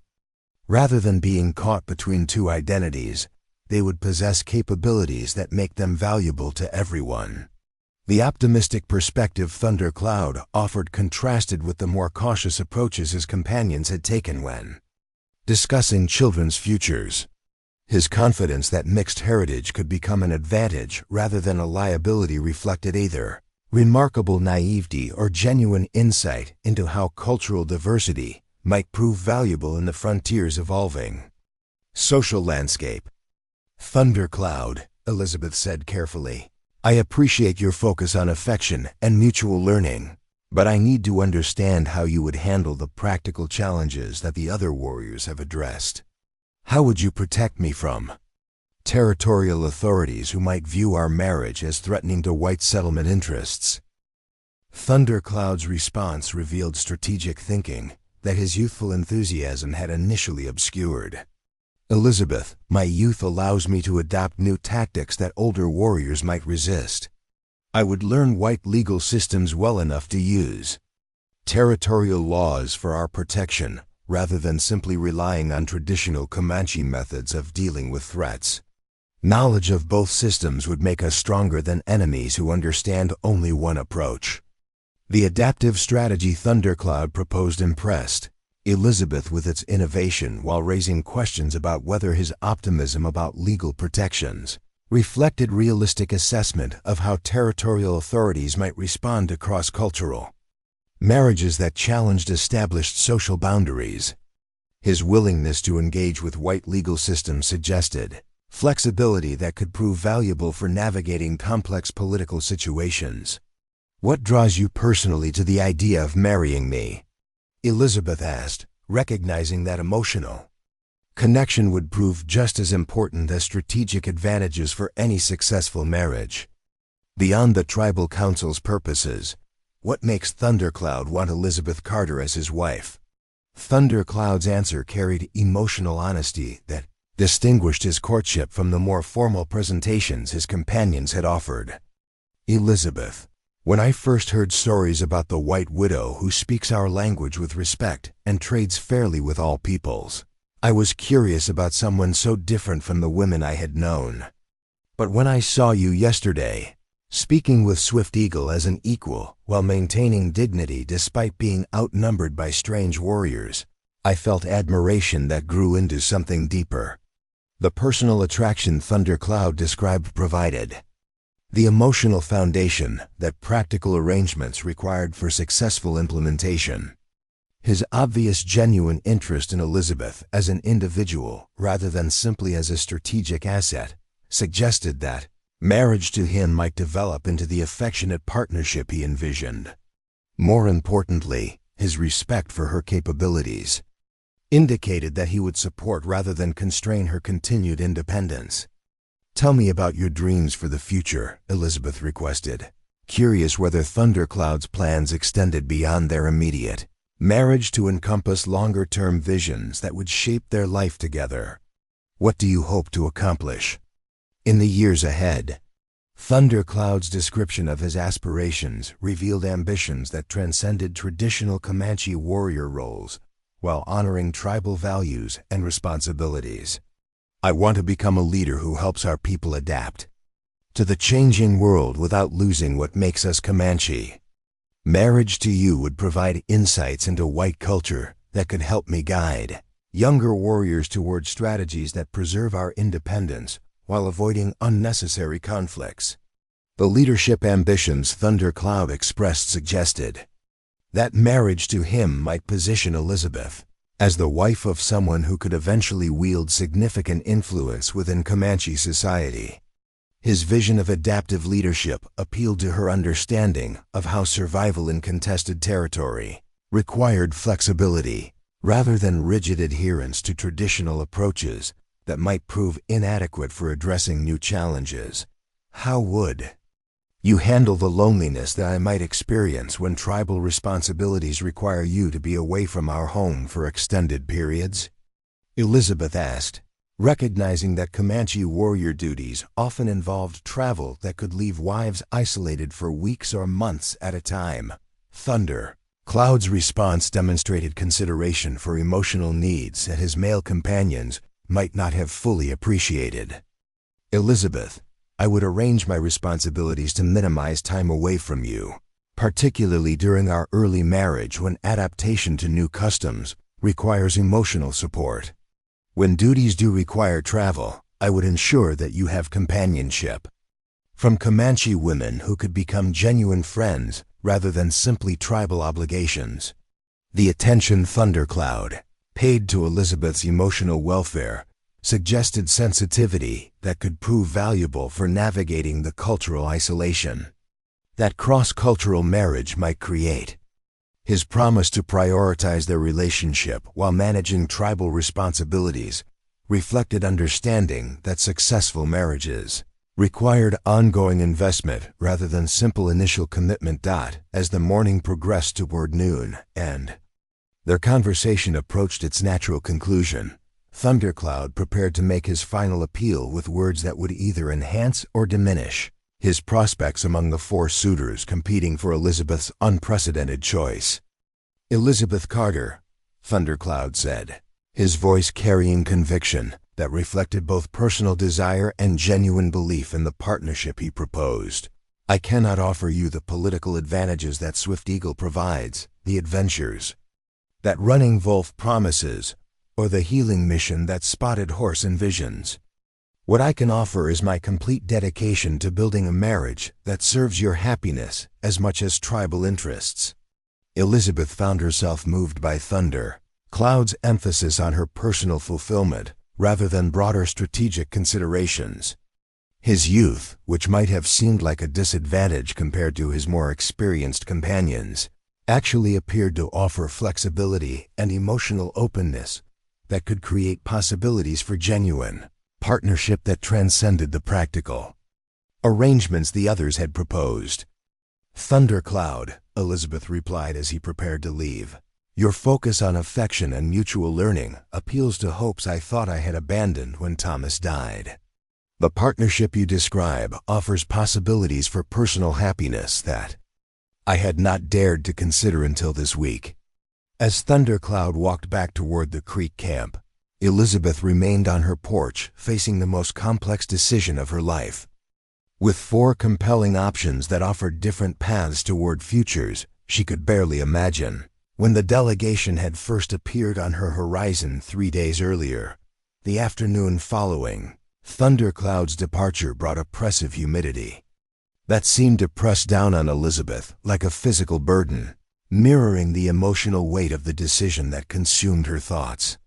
She wandered through her trading post mechanically, straightening inventory that didn't need attention while her mind struggled to process 4 distinctly different visions of her future that had been presented with equal conviction and appeal. Each warrior had revealed depths of character that challenged her initial assumptions about Comanche culture while offering advantages that addressed different aspects of her deepest needs and desires.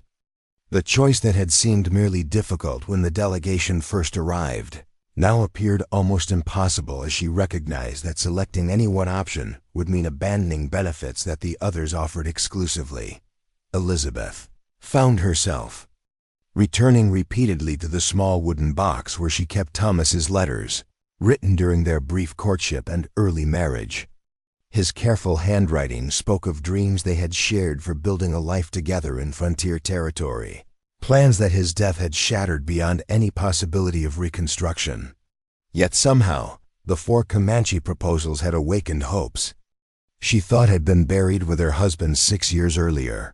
"What would you want me to do?" she whispered to Thomas's memory, though she knew that seeking guidance from the dead reflected desperation rather than wisdom. The man she had loved would want her happiness, but he could never have imagined circumstances that would require choosing between marriage to warriors from the very tribe that had killed him. The complexity of her situation extended far beyond personal preference to encompass political implications that could affect every resident of Clearwater Valley. Her decision would establish precedents for relationships between white settlers and Comanche bands that might determine whether future interactions proceeded through cooperation or conflict. The weight of such responsibility felt crushing for someone who had simply wanted to operate a modest trading post in peaceful isolation. Swift Eagle's political vision represented the most strategically comprehensive option, offering protection and expanded opportunities that could transform her modest business into a commercial enterprise of regional significance. His mature leadership and obvious competence in managing complex tribal responsibilities suggested that marriage to him would provide security and status that the other options couldn't match. Yet Elizabeth found herself questioning whether she could find personal happiness in a relationship that served political purposes more directly than emotional needs. The war chief's formal approach to courtship, while respectful and honest, had revealed little about his capacity for the intimate partnership that successful marriage required. His focus on strategic advantages and tribal interests, though understandable given his leadership responsibilities, left Elizabeth wondering whether Swift Eagle viewed her primarily as a valuable asset rather than a woman whose happiness mattered for its own sake. Running Wolf's adventure-based proposal appealed to aspects of Elizabeth's personality that years of cautious business management had forced her to suppress. His vision of seasonal trading expeditions and exploration of hidden territories offered excitement and discovery that her solitary existence could never provide. More personally, his obvious enthusiasm for sharing experiences suggested that marriage to him might restore the sense of adventure that had attracted her to frontier life before. Thomas's death made survival her primary concern, yet Elizabeth recognized that Running Wolf's emphasis on exploration and discovery might prove incompatible with the stability that successful business operations required. His proposal would transform her from an established merchant into a nomadic trader whose success would depend on constantly moving through dangerous territory. The romantic appeal of such adventures had to be weighed against practical concerns. about sustaining the income and security that her current establishment provided. Spotted Horse's healing mission offered purposes that transcended personal happiness to encompass humanitarian service that could benefit entire communities. His vision of a medical center serving all peoples, regardless of cultural background, appealed to Elizabeth's desire to contribute something meaningful to frontier society beyond simple commercial transactions. The prospect of learning medical skills while helping to reduce suffering promised intellectual satisfaction and moral fulfillment that purely business activities could never achieve. However, Elizabeth understood that Spotted Horse's noble vision would require sacrifices that might prove more demanding than she was prepared to make. Medical practice among frontier communities involved constant exposure to disease, injury, and death that could prove emotionally devastating for someone whose previous experience with healing remained limited to basic first aid. More practically, establishing a medical center would require investments of time and resources that might make her trading business unsustainable. Thundercloud's emphasis on affection and mutual development spoke to emotional needs that Elizabeth had attempted to suppress during 6 years of protective widowhood. His promise of a marriage built on genuine caring rather than strategic arrangements offered possibilities for personal happiness that the other proposals, despite their practical advantages, couldn't guarantee. The young warrior's obvious sincerity and his respect for her individual worth suggested that choosing him might provide the emotional fulfillment that her lonely existence had lacked. Yet, Thundercloud's youth and relative inexperience within Comanche society raised questions about his ability to provide the protection and security that marriage in contested territory would require. His idealistic vision of cross-cultural partnership, while appealing, might prove naive when confronted with the harsh realities of territorial politics and racial prejudices that could threaten any mixed marriage. Elizabeth found herself wondering whether Thundercloud's promises reflected genuine capability or simply youthful optimism about challenges he had never faced. The physical presence of the 4 warriors, camped peacefully by Blackwater Creek while awaiting her decision, provided constant reminders that her choice would reshape not just her own life, but also their futures and the relationships between their people and white frontier communities. The responsibility for such far-reaching consequences felt overwhelming for someone who had spent years avoiding exactly the kind of complex entanglements that now demanded her immediate attention. Elizabeth's evening routine acquired desperate intensity as she attempted to find clarity through familiar activities that had previously provided comfort during difficult times. She prepared a solitary meal with mechanical precision while her mind continued wrestling with options that seemed to grow more complex rather than clearer as she examined them more thoroughly. The coffee that had always helped her think now seemed to heighten her anxiety rather than providing the calm focus that decision-making required. The sounds of the Comanche camp carried across the evening air quiet, conversations in a language she understood but had never expected to become central to her personal future. The soft nickering of horses and occasional laughter that reminded her that these weren't simply political representatives but living men, whose own hopes and plans would be affected by whatever choice she made. As darkness settled over the valley, Elizabeth found herself walking to the creek where she could observe the warriors without being seen. Swift Eagle sat apart from his companions, studying what appeared to be maps or documents by firelight, his concentration reflecting the serious responsibilities that leadership demanded. Running Wolf tended the horses with obvious affection, his movements suggesting someone who found peace in caring for animals that had carried him safely through countless adventures. Spotted Horse worked by lamplight preparing medicines, his careful attention to detail revealing dedication to healing work that transcended mere professional obligation. Thundercloud gazed toward her trading post with longing that was visible even at distance, his youth evident in the romantic intensity that older men might have learned to conceal more effectively. Each warrior represented not just a different vision of her future, but also a distinct approach to masculinity and partnership that would shape every aspect of married life. Swift Eagle's commanding presence suggested a husband who would lead their relationship while respecting her capabilities within defined boundaries. Running Wolf's adventurous spirit promised partnership based on shared experiences and mutual discovery of new territories and opportunities. Spotted Horse's gentle competence indicated a marriage that would emphasize service to others while building intimate understanding through collaborative work toward humanitarian goals. Thundercloud's emotional openness suggested the possibility of a relationship based on genuine affection that would develop through mutual support and gradual deepening of personal connection. The realization that each option offered irreplaceable advantages while requiring significant sacrifices forced Elizabeth to confront fundamental questions about what she truly wanted from life beyond mere survival and modest prosperity. Did she prefer security or adventure, status or affection, service to others or personal fulfillment?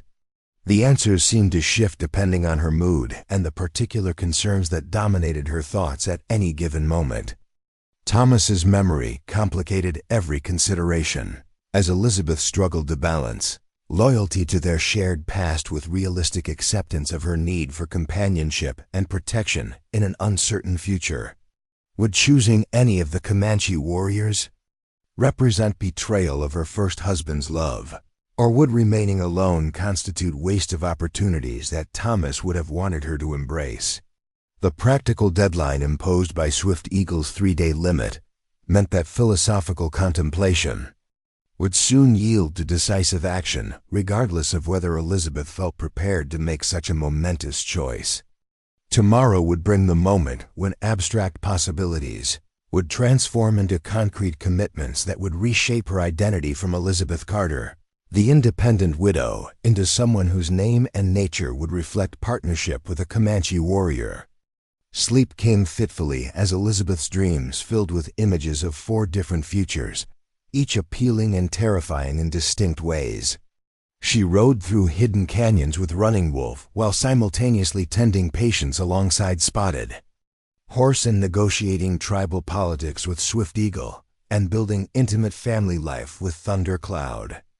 The contradictory visions left her more confused rather than clearer about which path would serve her genuine needs and desires. Dawn would bring the 4th day since the warrior's arrival, and with it the necessity of choosing between 4 compelling men who had offered her possibilities for happiness and security that her widowed isolation could never provide. The decision that would determine her future remained as difficult as ever, but time had run out for further contemplation.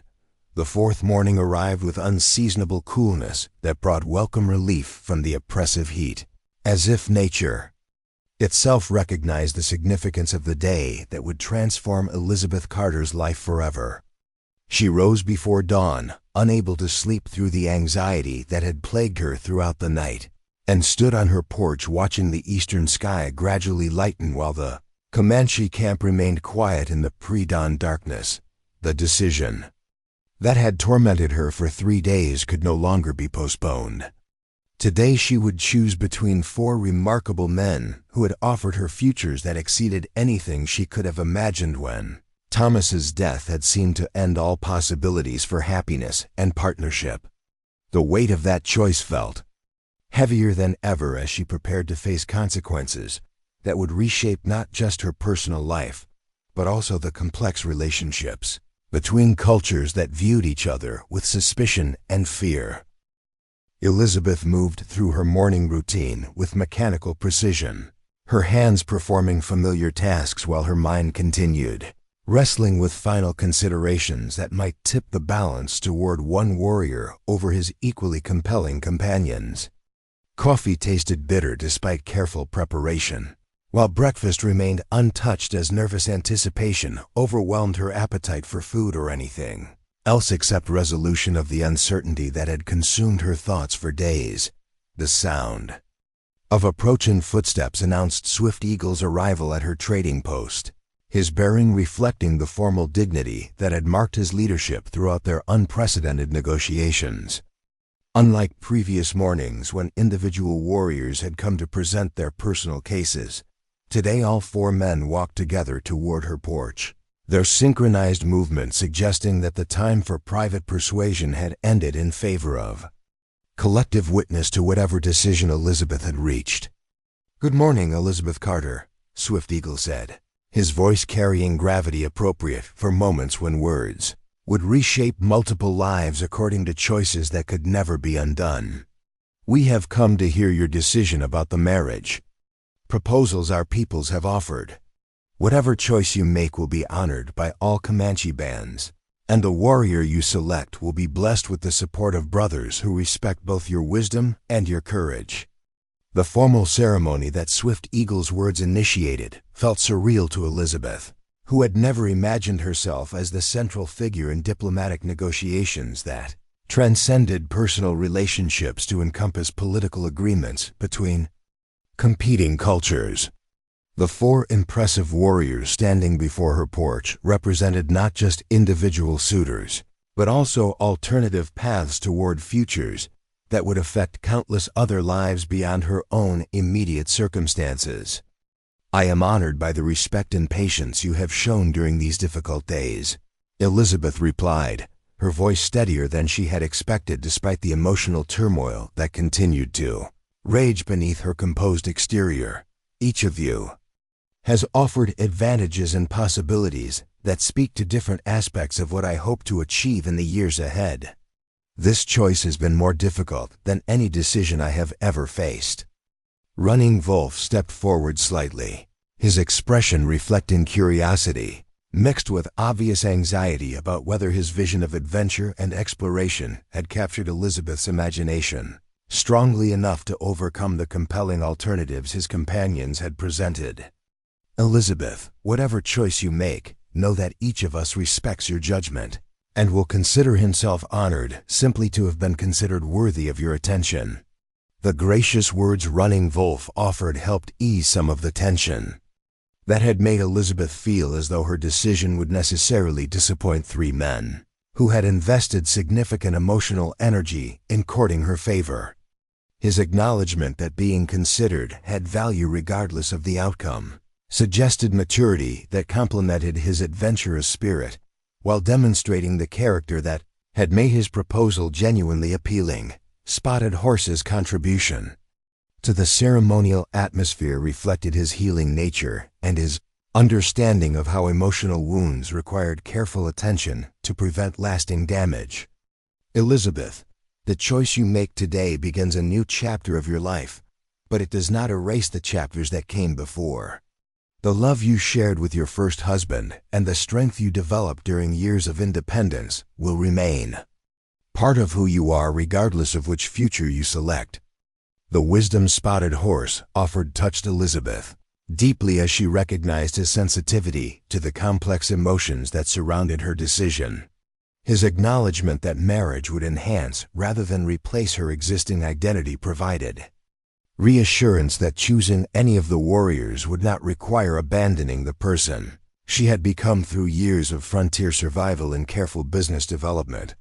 Thundercloud's words carried the emotional honesty that had distinguished his courtship from the more formal approaches his elder companions had employed. "Elizabeth, whatever decision you announce today, I want you to know that meeting you has changed my understanding of what marriage can offer, beyond simple tribal obligations or political arrangements. You have shown me possibilities for partnership that I had never considered before this week." The personal growth Thundercloud described resonated with Elizabeth's own experience of discovering new perspectives on relationships and cultural cooperation through her interactions with all 4 warriors. Their collective presence had forced her to examine assumptions about marriage, happiness, and cultural identity that had remained unquestioned during her years of protective isolation. Elizabeth took a deep breath, recognizing that the moment for decision had finally arrived despite her continued uncertainty about whether any choice could be considered absolutely correct, given the complex factors that demanded consideration. Each warrior possessed qualities that appealed to different aspects of her personality and addressed different needs that her solitary existence had failed to satisfy. Swift Eagle, Running Wolf, Spotted Horse, and Thundercloud, Elizabeth began, her voice carrying the formal tone that such significant announcements required. You have each presented visions of marriage that offer remarkable advantages and opportunities for happiness that I had never dared to imagine. Your respect for my independence and your willingness to accommodate my background while sharing your own cultures have moved me more deeply than I can adequately express. The preliminary acknowledgement Elizabeth offered helped establish the ceremonial atmosphere while buying her additional moments to gather courage for announcing the specific choice that would determine her future. The four warriors listened with complete attention, their expressions reflecting acceptance of whatever decision she was about to reveal, while their obvious tension betrayed personal investment in outcomes that would affect their own hopes and plans. After careful consideration of the different paths you have offered, Elizabeth continued, her heart pounding as she approached the words that would transform possibilities into reality. I have decided to accept the marriage proposal of Thundercloud, whose vision of partnership based on mutual affection and learning appeals most strongly to my hopes for personal happiness and cultural understanding. The announcement sent visible shock through the assembled warriors as they absorbed Elizabeth's unexpected choice of the youngest and least experienced among their number. Swift Eagle's expression revealed surprise that his political advantages had not proven decisive, while Running Wolf's disappointment was evident despite his efforts to maintain dignified composure. Spotted Horse's reaction showed understanding mixed with regret that his humanitarian mission had not captured Elizabeth's commitment. Thundercloud himself appeared stunned by his selection, his expression shifting rapidly from disbelief to joy, as he comprehended that Elizabeth had chosen him over companions whose credentials and experience had seemed to make them more likely candidates for her favor. His youth and relative inexperience, which might have appeared to be disadvantages, had apparently been viewed by Elizabeth as assets that offered possibilities for growth and adaptation that more established warriors might lack. Elizabeth, Thundercloud said, his voice filled with emotion that reflected both gratitude and recognition of the responsibilities that her choice had placed upon him. I am honored beyond words by your decision and humbled by the trust you have placed in my ability to provide the partnership and protection that you deserve. I promise to spend every day proving that your choice was worthy of the courage it required. Swift Eagle's response to Elizabeth's announcement demonstrated the leadership qualities that had made him the delegation's spokesperson, despite his personal disappointment at not being selected. Elizabeth Carter, your choice honors Thundercloud and reflects wisdom that sees potential where others might focus only on current achievements. The Antelope Band pledges our support for your marriage and our protection for your continued trading activities. The formal blessing Swift Eagle offered helped transform what could have been an awkward moment of rejection into a ceremonial affirmation of tribal unity and mutual support.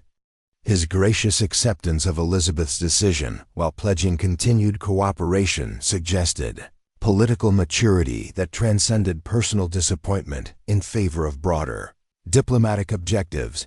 Running Wolf's contribution to the ceremonial acceptance reflected his adventurous spirit while acknowledging the validity of Elizabeth's choice. Thundercloud, you have won a remarkable woman whose courage and wisdom will make you a better warrior and leader. May your marriage bring adventures that exceed even my ambitious dreams for exploration and discovery. Spotted Horse's blessing carried the healing wisdom that had characterized his entire courtship while offering practical support for the challenges that lay ahead. Elizabeth and Thundercloud, marriage between different cultures requires patience and understanding that grows through daily practice of respect and compromise. May your union become a model for how different peoples can find strength through partnership rather than conflict. The collective support that the three unsuccessful suitors offered for Elizabeth's choice created an atmosphere of celebration, rather than disappointment, transforming what could have been a painful rejection into a community affirmation of new possibilities for cooperation between white and Comanche communities. Their gracious acceptance suggested character that transcended personal ambition in favor of broader purposes that served tribal interests. Elizabeth felt overwhelming relief as she realized that her decision had been received with understanding and support rather than the resentment or anger that she had feared might result from disappointing three worthy men who had invested significant effort in courting her favor. The ceremonial atmosphere that surrounded her announcement helped establish her choice as a beginning rather than an ending for the relationship she had developed with all four warriors. "Thundercloud," Elizabeth said, turning to address her chosen husband directly, "I selected you because your vision of marriage based on affection and mutual learning spoke to hopes I thought I had abandoned when Thomas died. Your youth and openness to change offer possibilities for building something new that honors both our backgrounds while creating a partnership that serves our individual happiness as much as our people's political interests." Thundercloud's response carried conviction that helped reassure Elizabeth that her choice had been based on sound judgment, rather than romantic impulses that might prove insufficient for managing the complex realities that their marriage would inevitably encounter. "Elizabeth, I promise that our marriage will be built on daily demonstrations of respect and care rather than simply the good intentions that brought us together. You have given me the greatest gift any warrior could receive, and I will spend my life proving worthy of your trust." As the morning sun climbed higher and the ceremonial atmosphere began yielding to practical considerations about wedding arrangements and future plans, Elizabeth realized that her impossible choice had been made and accepted by all parties with grace that exceeded her most optimistic expectations. The decision that had tormented her for days now felt not just correct but inevitable, as though her heart had always known what her mind had struggled to accept. 3 months after, Elizabeth Carter had made the most momentous decision of her life. The first frost of autumn painted the grass around Blackwater Creek in shades of silver and gold. The woman who stood on the familiar porch of her trading post bore the same name but carried herself with the quiet confidence of someone who had discovered that transformation could enhance rather than diminish the person she had worked years to become. Elizabeth Thundercloud, for she had chosen to honor both her heritage and her new identity. Watched the sunrise paint the eastern hills while reflecting on changes that had exceeded even her most optimistic expectations about marriage to the young Comanche warrior who had captured her heart through honest emotion rather than strategic advantage. The wedding ceremony itself had taken place 6 weeks after her decision, allowing time for proper preparations that honored both Comanche traditions and Elizabeth's Christian faith. The event had drawn visitors from 3 Comanche bands as well as curious white settlers who had traveled considerable distances to witness the unprecedented union between a respected frontier businesswoman and a promising tribal warrior. Swift Eagle had served as Thundercloud's ceremonial father, his formal blessing helping to establish the marriage's legitimacy within Comanche political structures while demonstrating that personal disappointment had not diminished his commitment to tribal diplomatic objectives. Running Wolf had provided horses as wedding gifts, magnificent animals whose quality reflected both his generous spirit and his continued friendship despite Elizabeth's rejection of his romantic proposal. Spotted Horse had created special medicines for the ceremony, herbal preparations that symbolized fertility, protection, and the healing that successful marriages could bring to communities fractured by cultural misunderstanding and historical conflicts. His participation had provided spiritual dimensions that complemented the political and emotional aspects of the unprecedented cultural bridge that Elizabeth and Thundercloud's union represented. The trading post had continued operating throughout the wedding preparations, though its character had evolved significantly as Thundercloud brought new customers and trading relationships that expanded Elizabeth's commercial network beyond anything she could have achieved independently. His connections among Comanche bands had introduced opportunities to acquire horses, buffalo hides, and crafted goods that commanded premium prices from white settlers eager for authentic tribal merchandise. More significantly, Thundercloud's presence had transformed the trading post from a neutral commercial outpost into a genuine cultural embassy where white and Comanche visitors could interact under circumstances that built understanding rather than reinforcing mutual suspicion. His patient explanations of tribal customs helped white customers appreciate Comanche craftsmanship, while his growing knowledge of white business practices enabled him to negotiate favorable terms for tribal members who had previously been disadvantaged by language barriers and unfamiliarity with frontier commercial protocols.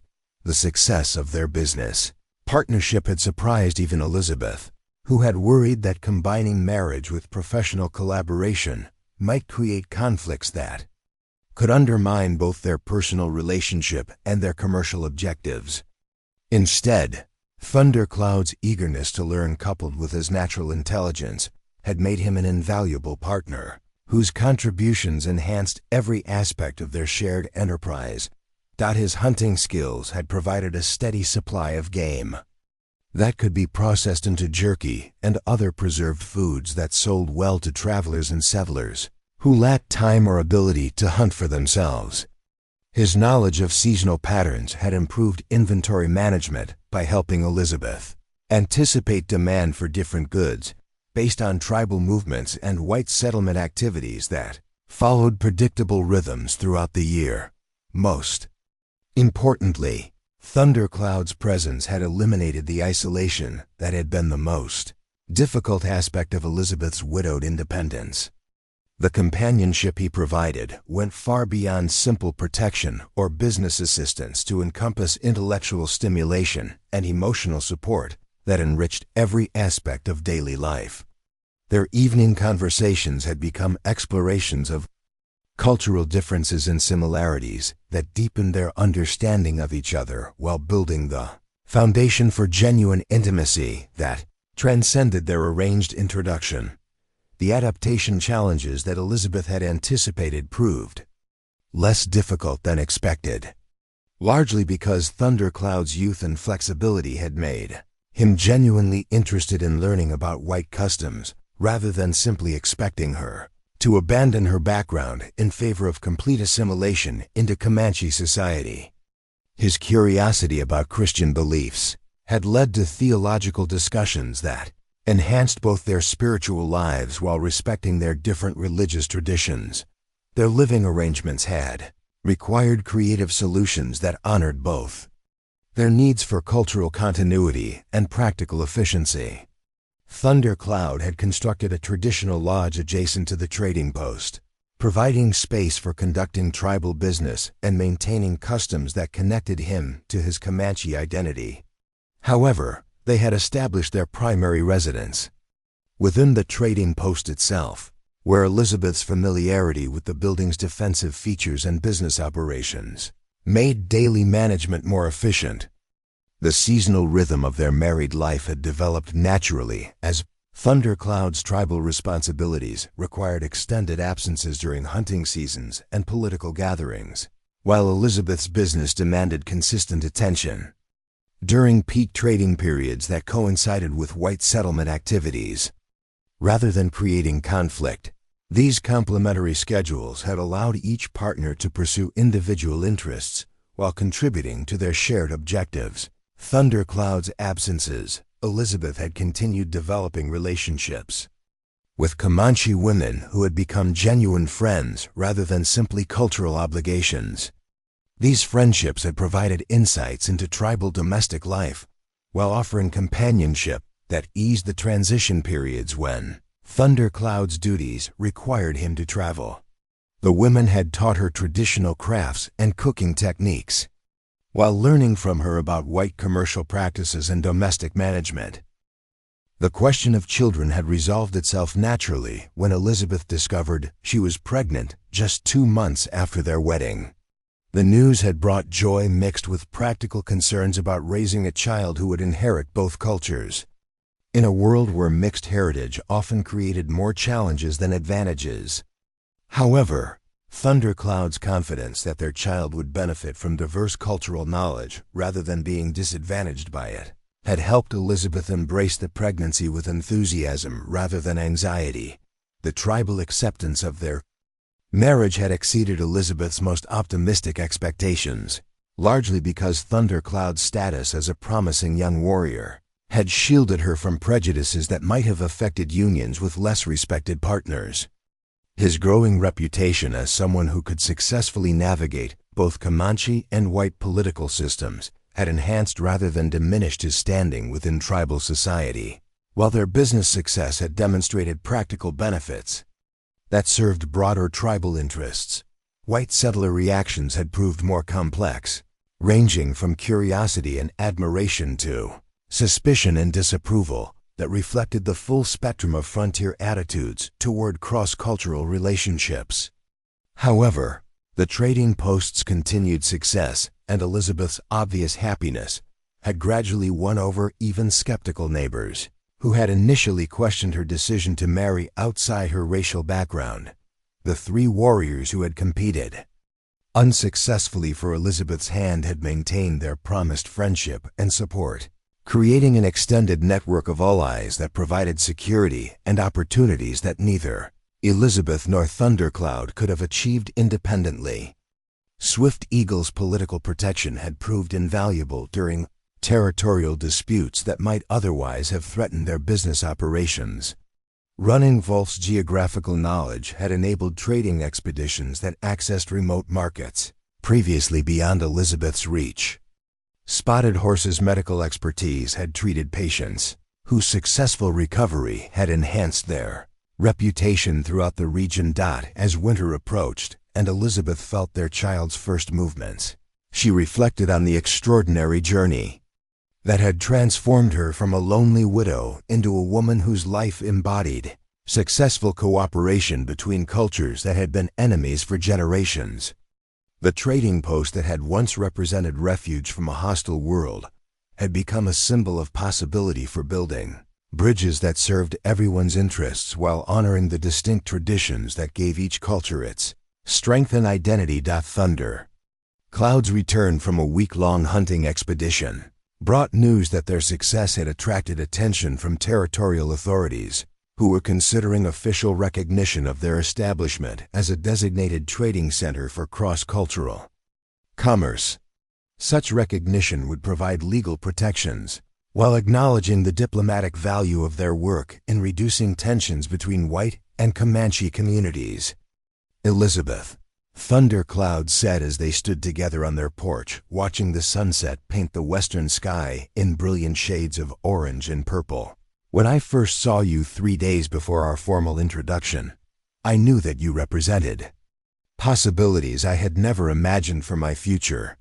But I could never have predicted how marriage to you would change, not just my personal life, but my understanding of what leadership could accomplish when it serves healing rather than conquest. Elizabeth's response carried gratitude for the transformation that marriage had brought to both their lives, while acknowledging the work that remained to be done in building understanding between their respective communities. Thundercloud, you gave me back hope for happiness that I thought had died with Thomas. More importantly, you showed me that love could grow from respect and shared purposes rather than simply romantic attraction. Our marriage has become something larger than either of us could have created alone. As stars began appearing in the darkening sky and the sounds of evening settled over Blackwater Creek, Elizabeth and Thundercloud prepared for sleep in the knowledge that their unprecedented union had succeeded beyond anyone's expectations, while creating possibilities for their child and their community that would extend far beyond their individual lifetimes. The story that had begun with a widowed woman's solitary struggle for survival had transformed into a testament to the power of courage, adaptation, and genuine partnership to overcome obstacles that had previously seemed insurmountable. Elizabeth Carter's choice to accept Thundercloud's Cloud's proposal had created ripple effects that would influence frontier politics and cross-cultural relationships for decades to come, proving that sometimes the most unlikely decisions produce the most remarkable outcomes.